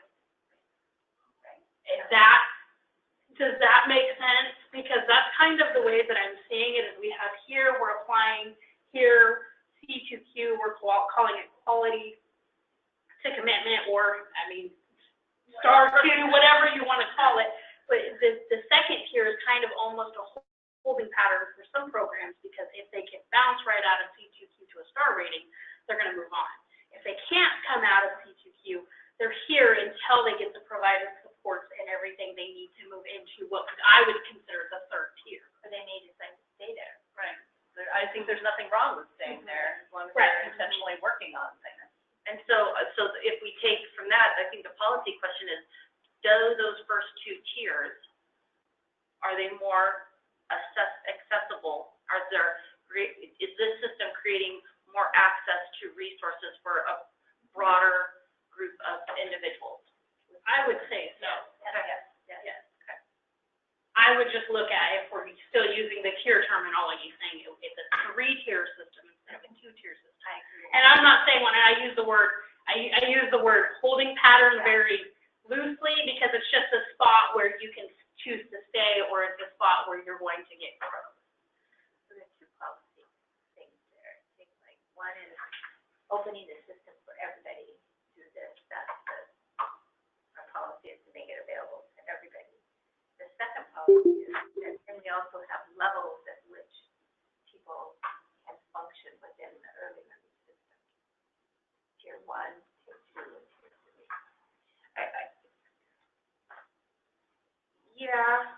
This is Dawn. I think the one policy question is just that. I think more it's how we communicate it is what we have to figure out, not so much a policy statement. It's more how are we going to talk about it? And obviously we have some work to do on that. I think talking about it as a continuum, Yeah. much better than tiered. I just use the word tier because it's kind of Well, how it's showing up, it's right there too. Good four-letter word. So we're going to keep using it in my brain, and I'm sorry, in my brain we have three tiers. If we change the terminology name. That's in the continuum that's four. But yes, I think the continuum is supported. Yes. And Betty says, I do think the proposal supports continuous quality improvement, especially with the change in licensing requirements. Yes, agreed. Great. Are there any, again, going right from our guiding principles, are there any equity barriers we see with this? Any inequities that this might create? Any populations that we might be missing?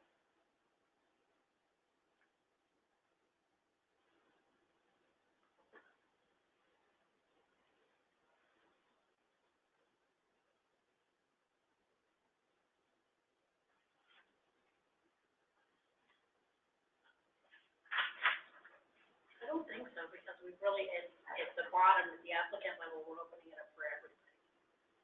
We're not hindering any. Is the initial application part I can't hear. paper and electronic for the application? Yes, it will be. So the question was, will the application be both paper and electronic? And Tom answered yes. Well, and will it also be in other languages? Oh, yes. So I think that's the critical piece. Absolutely. So, Can I ask, am I allowed to ask a question? Sorry, I was just thinking about, wondering how you're thinking about equity from the lens, this is Sarah, it creates more equity of access, like everyone can apply, you don't have to be licensed, but just putting more demand on the system is what you're seeking to do. Create inequities for certain types of programs, like programs who may not have capacity on their own to complete the application, without significant help or something. So that's sort of how I think of equity. that's what we say, that there are resources available to them for right? But knowing how stretched early learning resources are,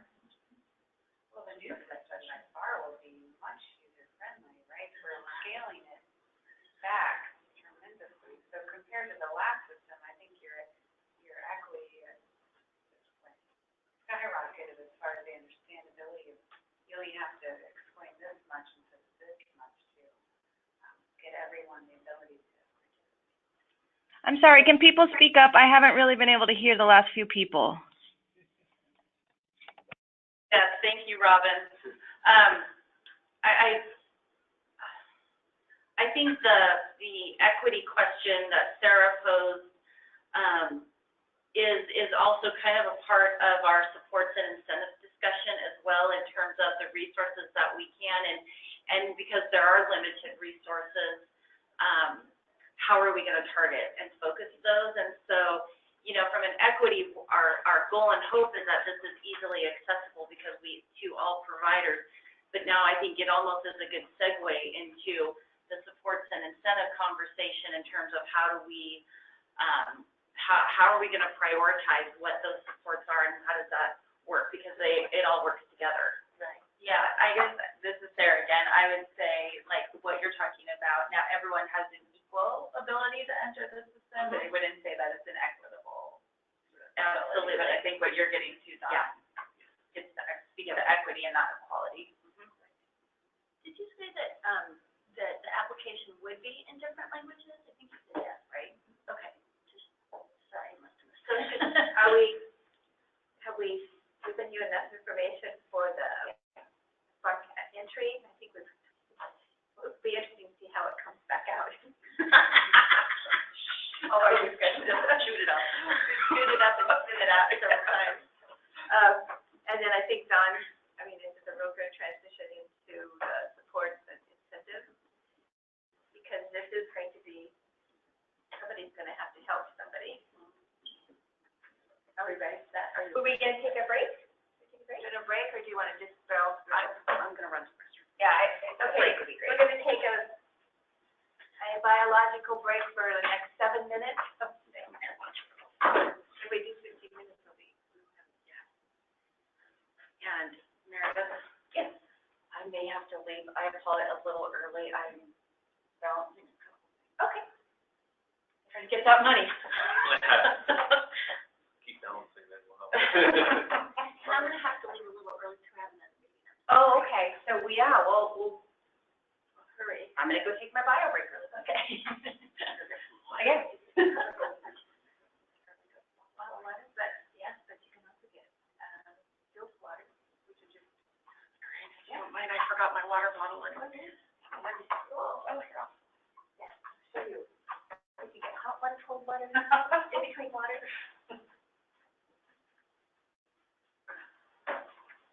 You hurt your knee? No.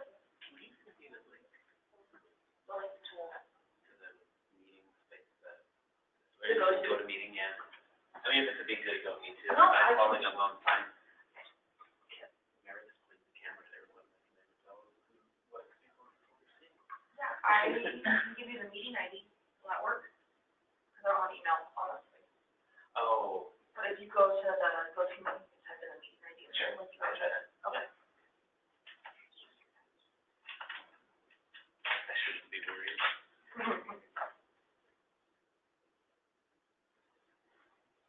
When these are recorded, is the audio just recorded or is it recorded? Whole thing. The whole thing, so. The audience view and everything is recorded. Correct. Oh, cool.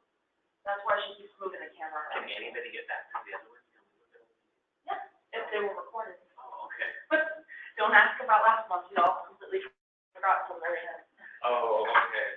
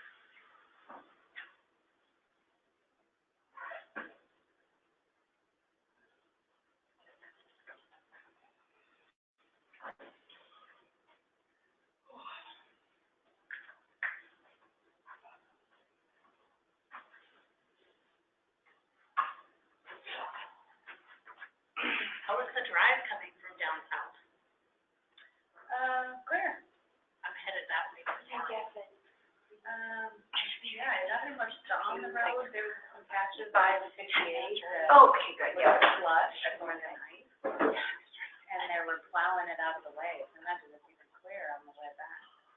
I have a lot of family that lives in Klamath, Maryland, and in the Roseburg area. You're heading down south? I'm heading to Roseburg tomorrow. Yeah. Yeah, my great grandmother lived in, she lived there. It's where my mom was. Oh, really? Wait, how long did your mom stick around? 'Cause she was. Her mom was actually killed when she was in Klamath. My grandpa relocated towards the community after my grandma just over. So my grandma is buried in Klamath. They have a lot of family roots there. Yeah, I bet.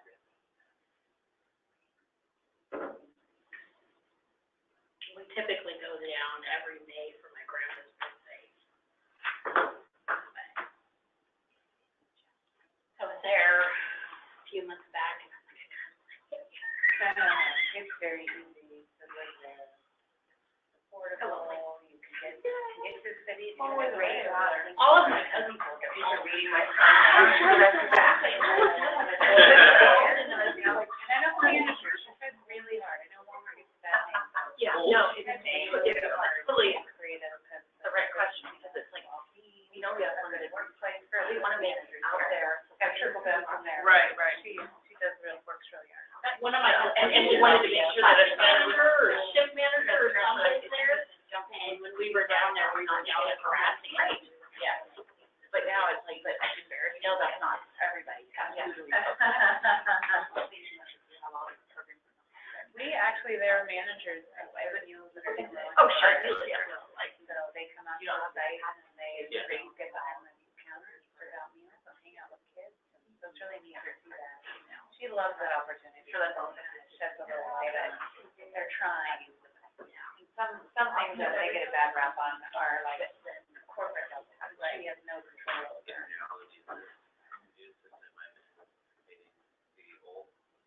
Yeah, I've only been down there a few times, because that's when my mom was.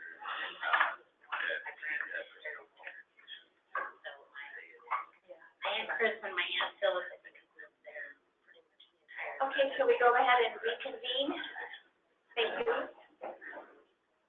Let's see, we're going into supports and incentives. Now that we've identified our continuum and the openness of the system, what do we need for supports and incentives?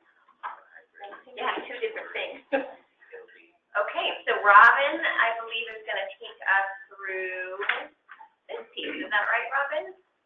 You come back. Yeah, I think she's what you're.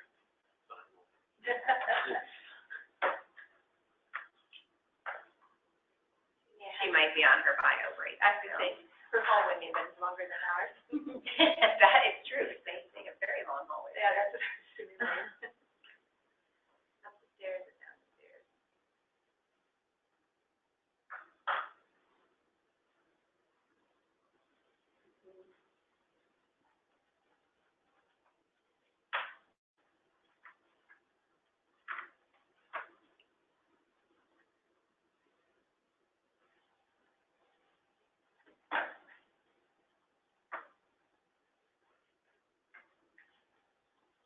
So we're waiting for Robin.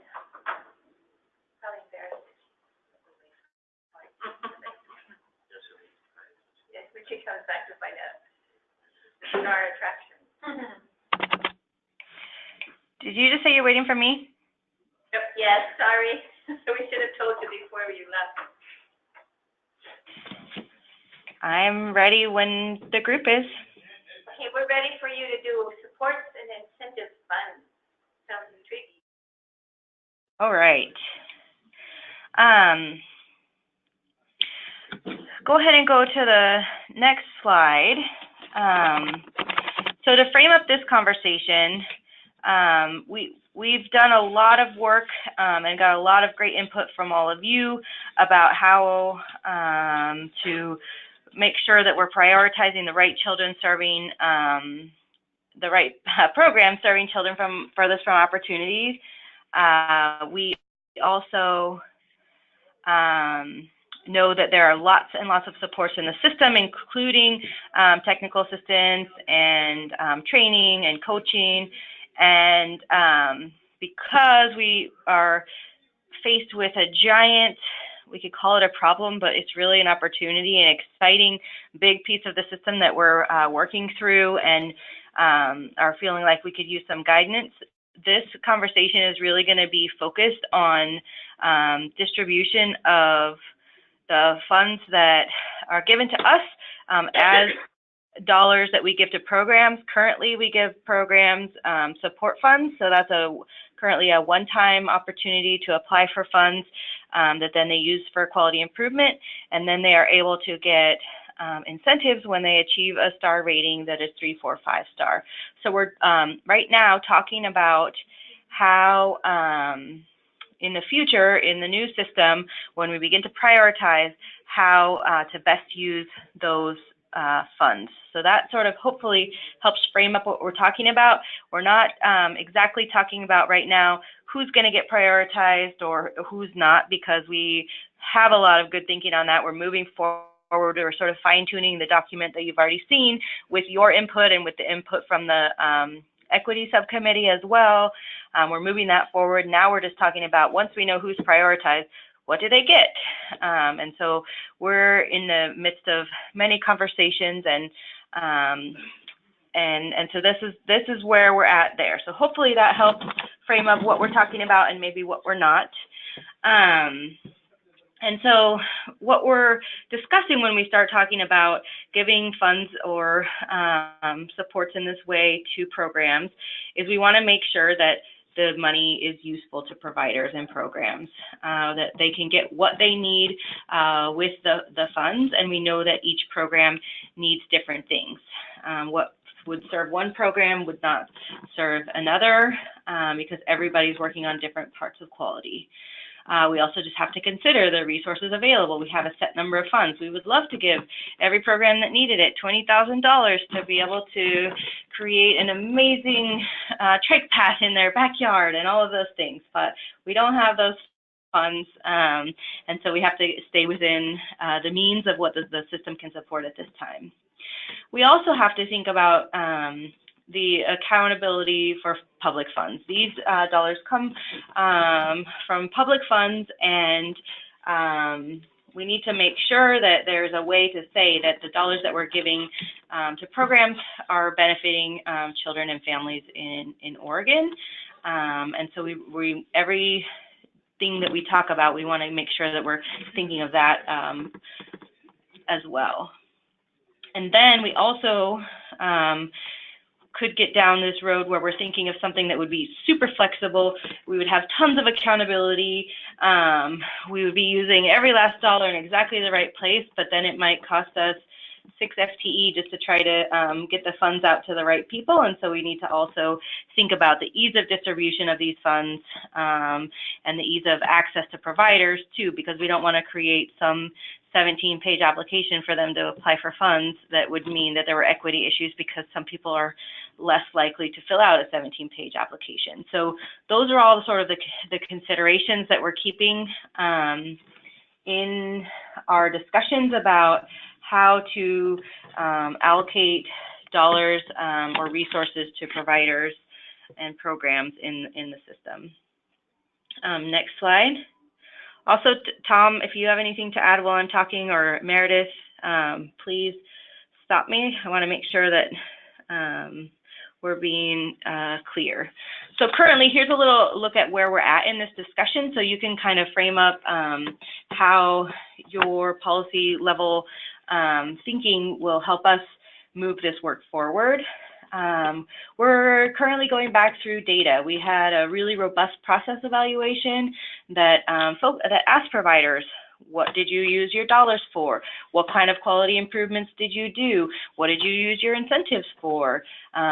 What was the most valuable thing for you? So we're looking at that to make sure that we know what has been really useful to providers in the past, and we're not making decisions that we're making decisions that will benefit providers. We're also, like I said, sort of fine-tuning that prioritization criteria that you've seen. So we'll be able to look at race and ethnicity in, as was suggested or directed by you and the Equity Implementation Committee. We're adding that to be more specific or explicitly called out, and continuing to work on that. So that work is moving forward. There isn't a finalized process on that, but we're continuing working on that. And then we're also trying to, like I said, there's a set amount that we have, and we're trying to estimate future needs. So we can know, does the money that we have split out to mean that each provider can get $5 or each provider could get $5,000. So we're sort of estimating that so we know what we have to work with, so that we can make sure that it, we're not spreading it too thin with our prioritization, but we're making sure that the most providers possible that need it and are serving children furthest from opportunity get an amount that will actually work for them. And then we're sort of discussing the big questions.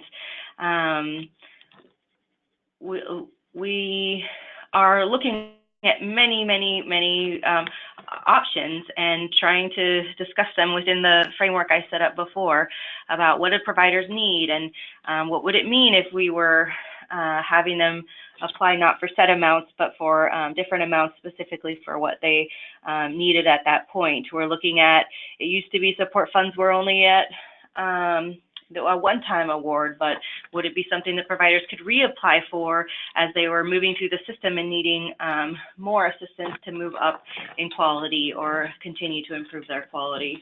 So we're sort of looking at all of those. So that's where we're at in this conversation. Next slide. Anything to add, Meredith or Tom? No, sounds great. Okay. So as you can see, there isn't a proposal. We're not right now saying, well, we think that prioritized programs will get a one-time check of $17, or we think that we're going to only give incentives and not supports. We're not there yet, and so the questions that Meredith is going to frame up for you will help us, guide us, and hopefully give us a little bit of outside thinking on what would be the best way to move forward and come up with a proposal that says how these incentive funds will be distributed. So Meredith, I think this is where you take over. Thank you, Robin. That was really great framing up. Are there questions or additions? This is Donna. I just want to add that I know that this is going to be a really hard conversation without actual dollars to think about, and so I think that's going to keep it in terms of the thinking is, it's like we know that there's not enough money, right? We know we're going to have to prioritize. I think that probably it needs to be on the table. But what is that? How far can we go, right? And what should they be thinking about as they begin to develop a proposal to really think about to this, knowing that we want to prioritize programs that are serving children furthest from opportunity. So I just feel like that needs to be said, to recognize this is not easy, and we don't, like Robin said, have a proposal. It's like help with some guiding, some guidelines on how to think. Sabrina. So I was listening to her speak. There's a couple things that I've noted in here, and you can connect them, or if you can, kind of like I did. But a couple of the things that I was thinking about was because we're talking about growth, we're talking about incentives, and then of course we're talking about this continuous progression for higher quality. And my one question I have is, as we all know, all of our documents go to the Oregon Online Registry, or the OCCD, correct? And they determine our professional development levels. And the question that I kind of pose is, has there been any conversation with ORO in regards to how do we get providers this advanced Set 2, Set 3 training for potentially lower cost? Or I'm a master trainer for the state of Oregon through ORO. So I have the ability to submit Set 2, Set 3 training. And what I do for my program is I go back, develop trainings, and then submit them so our program can utilize this system. And I'm new to becoming a master trainer and doing all of this, but what I'm thinking of is we're talking about dollars and we're talking about growth, is how do we bring in some of those other systems and utilize those systems to help this growth for the minimal dollars that we have. And the other piece that I was also thinking to that is, when we talk about spending the dollars that we potentially don't know what we're going to be able to get, but for smaller communities, how do we try to provide support to, say, family child care providers with relief staff for them to be able to get these further trainings? Because there's small programs where there's only 2 staff on hand, and getting those folks into some of these trainings for those growth advancements is more difficult because they can't pay an employee to come and sit in their spot while they're paying to go get trained. Well, and even worse, they can't find somebody to put in there when they go get training. That's what we're finding. Right. So they Yeah. need to be able to take the training to them so that they don't have to be there physically or. Yeah, and this is Dawn, and I think Sabrina, I mean, definitely, we're talking about the money right now, but the system supports that you're talking about is definitely another part of that, of a conversation that needs to get figured out in terms of, absolutely, yeah, I mean, Oro's in the room as all this is getting worked out, and how are we growing and providing more professional development opportunities out there? How is that, what supports is that gonna look like? I think it also gets to Sarah's question as well, in terms of what are the human resources that we can really put out to support this system, and how are we going to prioritize that? I think that's that's another big conversation to work through. I think these are, if we can think about these supports as those that are really going to the programs, and how are we going to prioritize that, knowing that there's this whole other system of state support that is also part that helps it. So it sounded like, and then the second thing that you said is that, I should have written it down because I wrote down the first one and I think I forgot So it. basically, I was just touching on the fact of like or in-home care providers having access to funding or support to be able to potentially find a relief staff to come in and support them while they. So having those supports, having financial funds at the beginning to pay for substitute would be a needed support, financial support. Because it's kind of the reality, so even if like we brought a master trainer from Oro into Klamath Falls and we brought the training to Klamath Falls, we're still gonna have somebody sitting in the classroom so they can step out and do the training. By having more online so that they can take them another time. So if we think about what that is, how do we figure out who gets the dollars and who doesn't? What is the need versus, does everybody get a little, like Robin was saying, or how do we prioritize? How do we think about where the greatest need is? What are like a criteria of needs that we need to be thinking about? So could you look at some, like, could you look at some of these sites or in-home care providers who are serving, looking at all the children who are Medicaid eligible? Does that make sense? Like looking at making that a part of the requirement? So if you look at like a rural area maybe, and there's, those are families who typically relative care, child care, in-home care, and so they're not, usually it's because of cost, right? So if those, could you use that as a piece of it, Medicaid eligible? And I think we did some of that, and correct me if I'm wrong, Robin, but I think we've gotten really good guidance on what those eligibility boxes could be, and so I think for this discussion, we're a little less concerned of how do we get at who those children furthest from opportunity is, and it's more like, okay, let's say for today's discussion, we have a lot of confidence in whatever that algorithm is going to be, knowing we still have some work to do, but let's say we've got confidence in that. Kind of, then what? Do we only give, and right now, we're talking about dollars. We're not talking about, QISs or other, we're talking about dollars. Do we only give money to folks that fit with that algorithm? Or let's say you don't have any checkboxes and you're not in that algorithm, but you're a program service serving other children?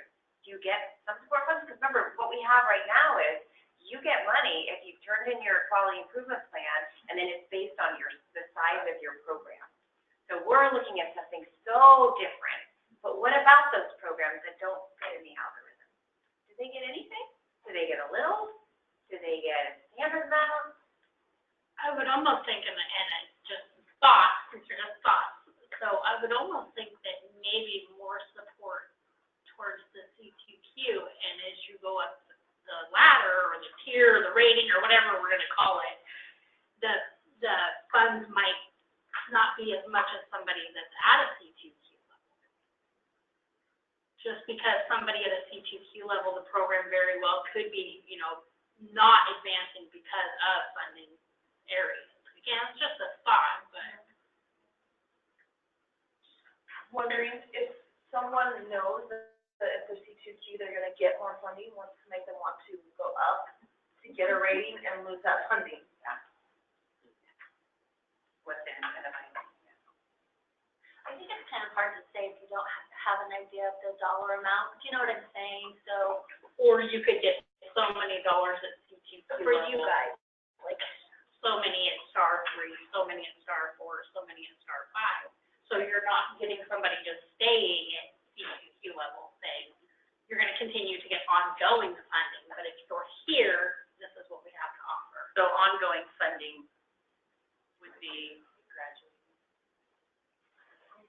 And Lisa, to your point, I mean, can we play out those scenarios a little bit? So let's say there's, a ton of money, just pick a number. And,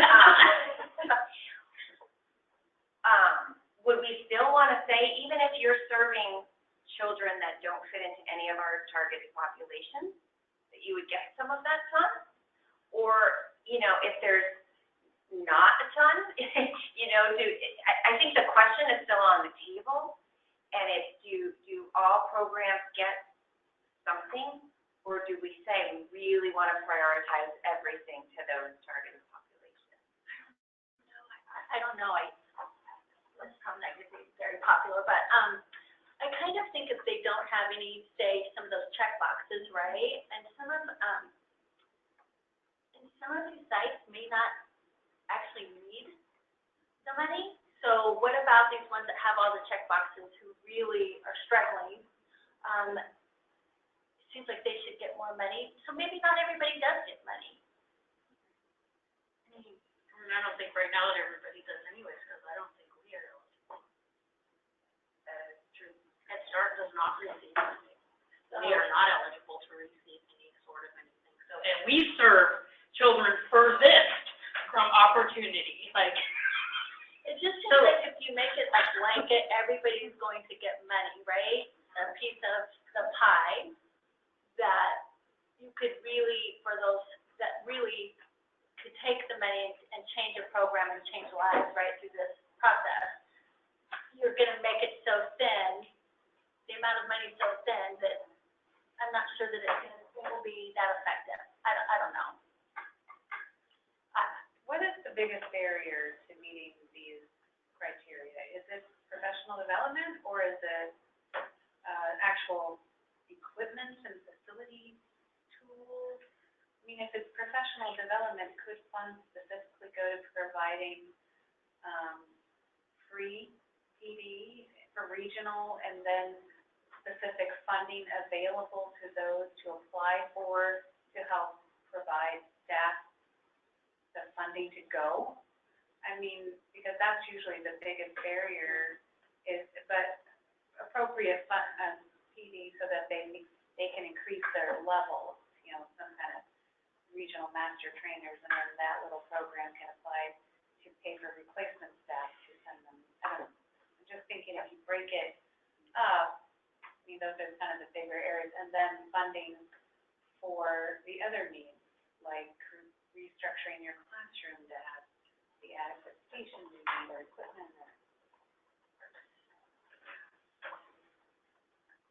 And I think just to respond to that, Renee, I think that's exactly getting at our second question, because we do have data that indicates professional development needs are a huge piece of what the needs are, why they don't meet star ratings right now. what they're spending the money on, and so, yeah. Because all of our stuff goes through Oro, and then Oro determines if we got step 1, step 2, or step 3 training. And all the way up through step 9, we could potentially make it to step 9 without a degree, as long as we have so many step 2, step 3 training. And so if we could figure out, I mean, and I don't know if that could potentially lower financial costs for some programs if we could bring Oro in somewhere. Let me share in the chat box so we don't get too behind our thinking. So Betty said, I think giving more to the programs that are furthest from opportunity, is the equitable thing to do. And my question back to her was, so Betty, are you thinking that other programs would get something? And Betty said, yes, I think so. So she's kind of weighing on the end of that everybody would get a little something, and then programs serving targeted populations would get more. Chelsea said, could it be based on number of children served and then have a higher reimbursement for children served that are considered furthest from opportunity? And my question for Chelsea is, are you thinking about reimbursement beyond the tiered reimbursement through DHS now? Because that's built in really as an incentive. But I'm wondering, maybe she needs the Spark money. Oh, she said yes. Okay. So Chelsea, are you thinking about that they would get more Spark money or that they would get more money through DHS? I think wherever there's money to support them is great. And I hear from providers just as far as, you know, serving children that have higher needs, just there's more costs involved. They may need more staff. They may need to buy specific materials to support, you know, autism or sensory, and that they could, you know, equip not only their, you know, the materials of their program, but also bring in other resources to help support their program, knowing that they are implementing a quality-based program and are following these standards, and that they're receiving funds knowing that's what it's going toward. Thanks, Chelsea. Other thoughts? I am obviously a fan of professional development and understand the value and understand how it is holding some programs back from star rating in the current system. I've seen that a lot. But I'm worried that telling a program how to spend support funds will be frustrating to programs. I think that we need to invest more in our PD system and make it more equitable across the state, geographically, more age-appropriate stuff, just more intentional in general, so that providers can spend their money there if they choose to. But I don't like the idea of telling them they have to spend it there or minimizing the amount that they would get because we spent it somewhere else. Saying this is, you know, like, it's too bossy to me. The other thing that I've seen is mental health consultation. Many of the providers don't have that at all. Right. And that's something that seems like it's a challenge. So being able to provide some resources so people could do some of that, right? And part of it's professional development. Most of it, but some of it's just having somebody else come in to help you with problem solving, especially when we don't want children to be excluded from care. So I can't imagine that you're gonna get so much money that everybody that participates in this is going, that you're gonna be able to allocate that across. I just can't imagine that. I guess I could.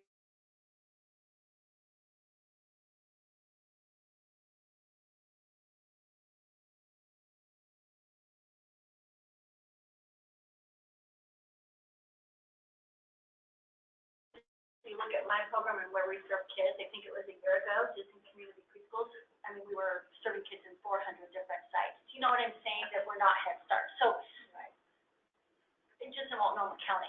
So, I mean, I just don't know how, I guess. And we're potentially putting more programs into the Spark system Exactly. by making it more accessible. So, Exactly, yeah. that's my point, yeah. So I just don't, I think you're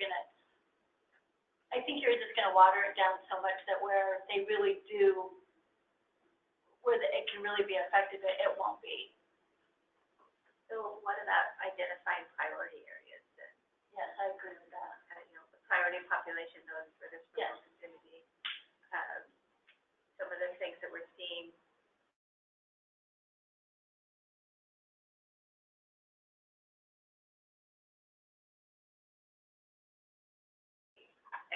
Exposing the children and also the absenteeism.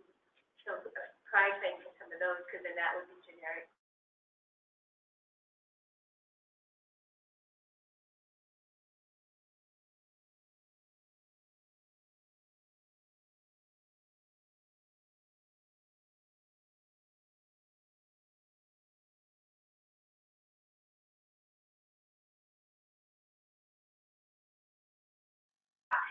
And so I feel like the first policy guideline is still on the table. Do all providers who express a need get something and prioritize get more? Or do we utilize the funds exclusively for this great algorithm that we're creating? And I guess with the way I think of it, I don't know if this helps anybody, but like I picture being at the Build conference and being in the elevator with, Kansas. And they say, oh, what is Oregon's QRIS? How do you guys allocate your support funds? Do I say we allocate exclusively to programs serving children furthest from opportunity? Or do I say Oregon allocates support funds to all programs, but more to programs furthest from opportunity? And I know, Tom and Robin, I'm completely simplifying that, but I picture myself in an elevator in San Diego on July 20th. I picture myself sitting in with the audience yet again and hearing all of these questions coming to Oregon, because I think not to go off topic, but every room I showed up in at the conference, somebody from Oregon was up there speaking on behalf of what we were doing in Oregon. Yeah. And to be fair, there's many, many options. I'm pulling out a couple extremes, but I think those are the decisions that we're really basing is how is it that we allocate funds across, and what is the percentages or the chunks look like? Well, even the Early Learning Council, the furthest from opportunity has been our emphasis. And it seems like that is one of the focus areas, is to prioritize those furthest from opportunity. And the providers that provide those. I just wonder how sustainable it will be if you are allocating to everybody. Do you know what I mean? Over time. That's a huge question for me. That's a really good point. So, What if we water it down too much, and those from furthest from opportunity are less? yeah, I do think you have to look at sustainability over the years. And is there also an incentivizing point, I think, to what Kristen was saying? I mean, serving children furthest from opportunity is an option and a choice and a shift that programs can make. So if there's money support dollars tied into that, and they say, well, I've never taken, DHS families before, but now I will, because then I can get X, Y, and Z. And so I wonder about that piece too, how that factors in. Or they may elect not to, which is okay, and then we know that the funds could go to somebody who is doing that.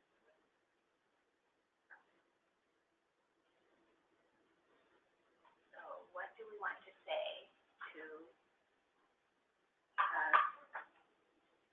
what do we want to say? What is our summary of what we talked about? Do we need to do a 6 to 5 on that piece? About, chat box about providers, which one are we? Betty's saying, I don't think incentivizing all programs and prioritizing target programs are mutually exclusive. Yeah, that's well said.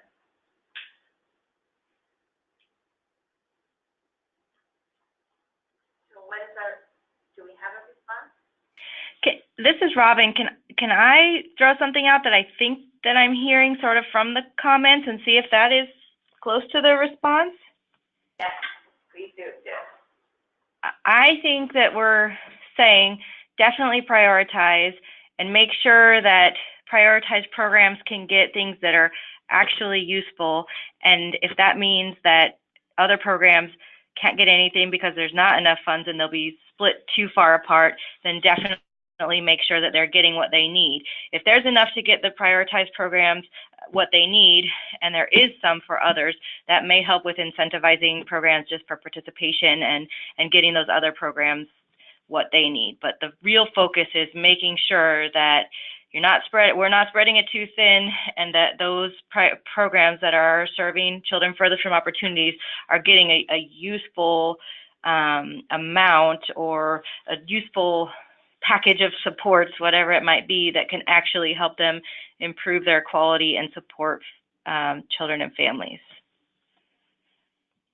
I think that's good. I think another thing that is important that Sabrina brought up is that if we're going to target money at PD, there needs to be enough and it needs to be good. You can't give them something that they can't do anything with. Exactly. Yeah. So we want to get both that partnership or get that conversation going with Oro to see, I mean, really what we can get in support of that area would be huge. Do we need to vote on that, on the first summary that Robin just did, or do we feel that we're all in support of that comment? And then we can go to that second one about PD.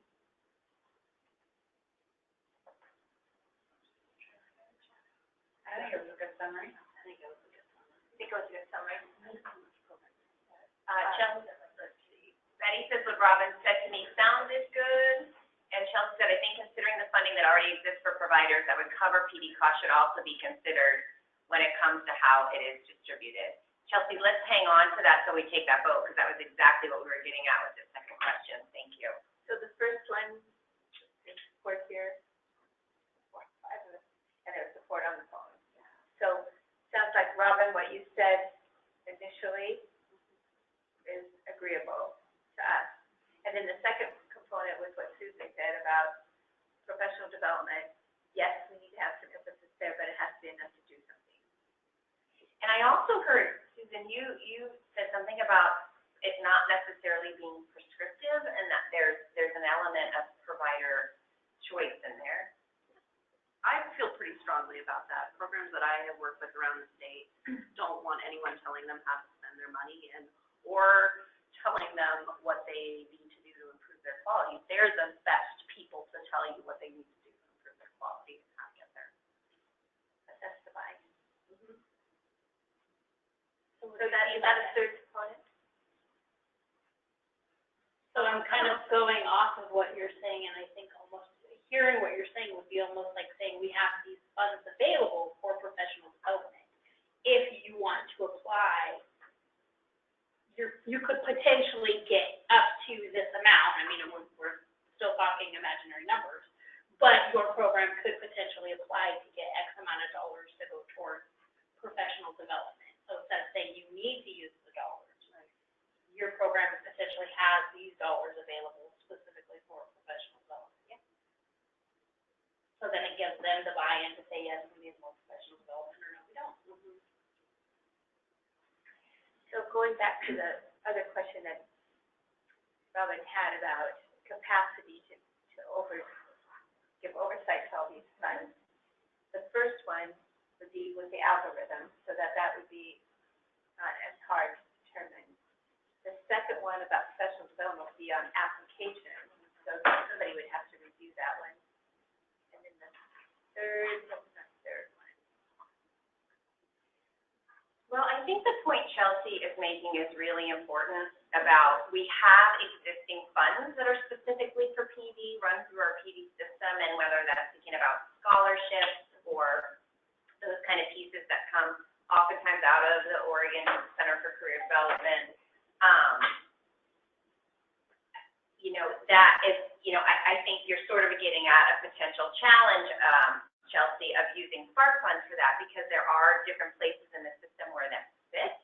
And I feel like that's a really important communication point when we have these proposals out there, that there's other places in the system possibly, where providers can access that piece. And I guess just communicating how all these pieces fit together. And I also think it's connected to the point you made early on, Sabrina, which I just cannot thank you enough for bringing that up, is that Spark is reliant on all other pieces of the early learning system. And where we don't have step 2s, step 3s, language accessibility, et cetera, that is where we run into equity issues with Spark. And, I kind of want to over-highlight what Dawn said, is I've had 4 other conversations this week about things like that. Subschools, where is that sitting? Accessibility to step 2s and 3s, looking at the whole master trainer system and making that equitable. So I think as Spark champions, we also want to be hearing and supporting and highlighting that these other pieces are really important when it comes to the success for providers in Spark. I know, our home providers, I'm like, because we have some TA dollars that nothing, said we can pay for your subs. I have no subs. So I can't go see parallel tracks. The only thing I'm gonna say about, professional development is just to maybe be thinking about what that should really look like. I think that we're sort of finding out, probably across the nation, but is about sort of a one and done, do you know what I mean? Does not carry over, long term, in changing the practice or, so I think that you have to look at what that's really gonna look like. Because, you know, give them X amount of money, it's a one and done, did it really change practice, or are they then taking that back and kind of coaching to that? Is there sort of online videos that will take what they learned to the next step that they can go back and sort of review and then coach to that themselves? You know, I don't know what that would look like, but I think that just saying, giving them professional development is going to change their practice, I guess, is probably, typically research will show that that's not true. Well, then you just said the C word that we haven't talked about, and that's the coaching component. That's really a key component. And I don't know if that would be covered in professional development or if that's. Well, which service that's the support piece that comes. The other support. Yeah. This is something to think about. Well, and there's been conversations at PDC, Professional Development Committee, about coaching being counted for PD credit, and the conversation seems to have stalled, but it's out there. People know it's a thing, and that it's needed. It takes a while. It does. It's one of the big things. It's an interesting one with Head Start because we now have standards that we have to have some sort of coaching plan. And so, we have to determine who gets coaching, when they get coaching, what does that look like? How do we move our professional development that they need to have and crosswalk it with their coaching and it's. So I'm looking at the time and we have about 8 minutes. Tom and Robin, did we give you some answers? And I think we had 3 major components that we gave some responses to. Can you summarize those for me, then, all of it, around the professional development, kind of what our takeaways are? I got that we, well, no, that wasn't around professional development. What are our takeaways around professional development? Well, one was utilizing some of the systems that we have in place, oral and some of that, and master training. The second one was the providers identifying what they could use their professional development for, and then there was a third. You say prioritize what they can use it for? What was the third?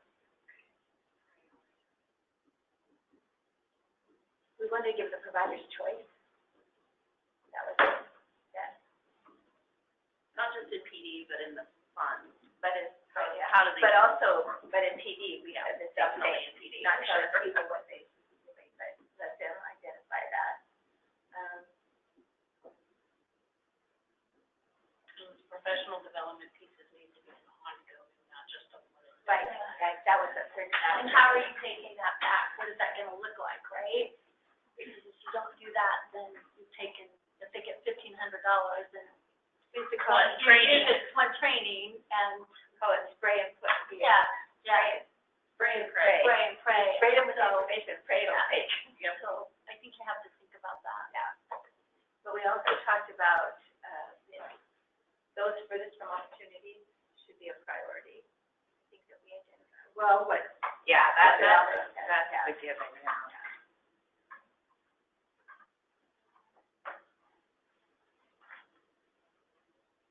We also talked a little bit, but there are some systems in place that would help with this, because that was one of Robin's questions too about resources to manage the program. If we do all of this, who's gonna do that? And like with professional development, we do have some systems, such as oral, use our complementary systems to that different than the continuing life currently? No? Okay.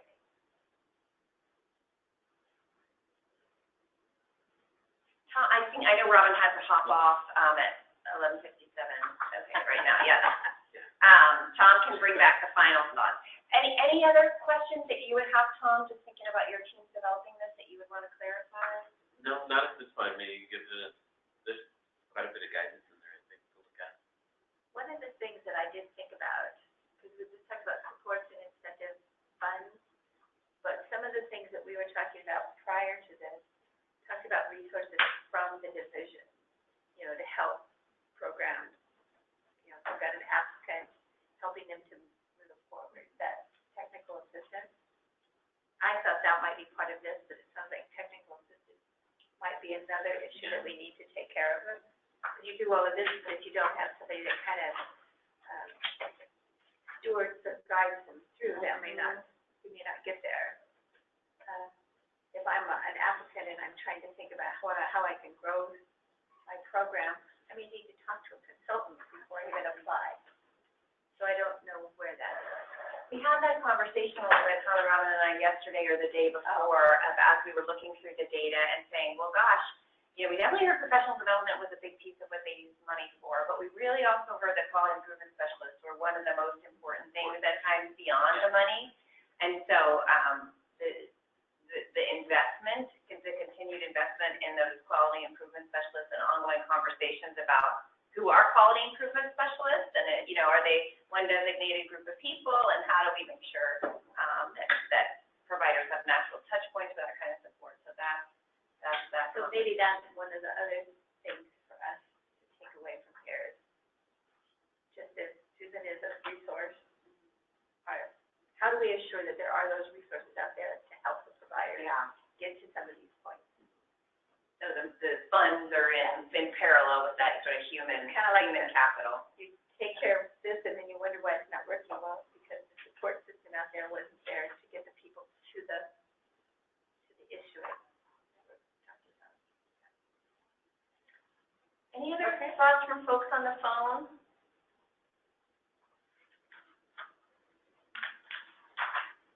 Nope. Thank you. This is really a rich discussion. I always appreciate that. And then our next meeting is March 16th, which should be before spring break, so nobody's gonna. And then we will continue according to our timeline. We'll be looking at the logic model, our scoring criteria, and the TQI process, so more of some of this. So these are going to be really critical issues that get to the heart of what we're doing, I think. So hopefully everybody can participate, and same place, same channel. Thank you, everybody. Thank you. Thank you, ladies. Did you drive up?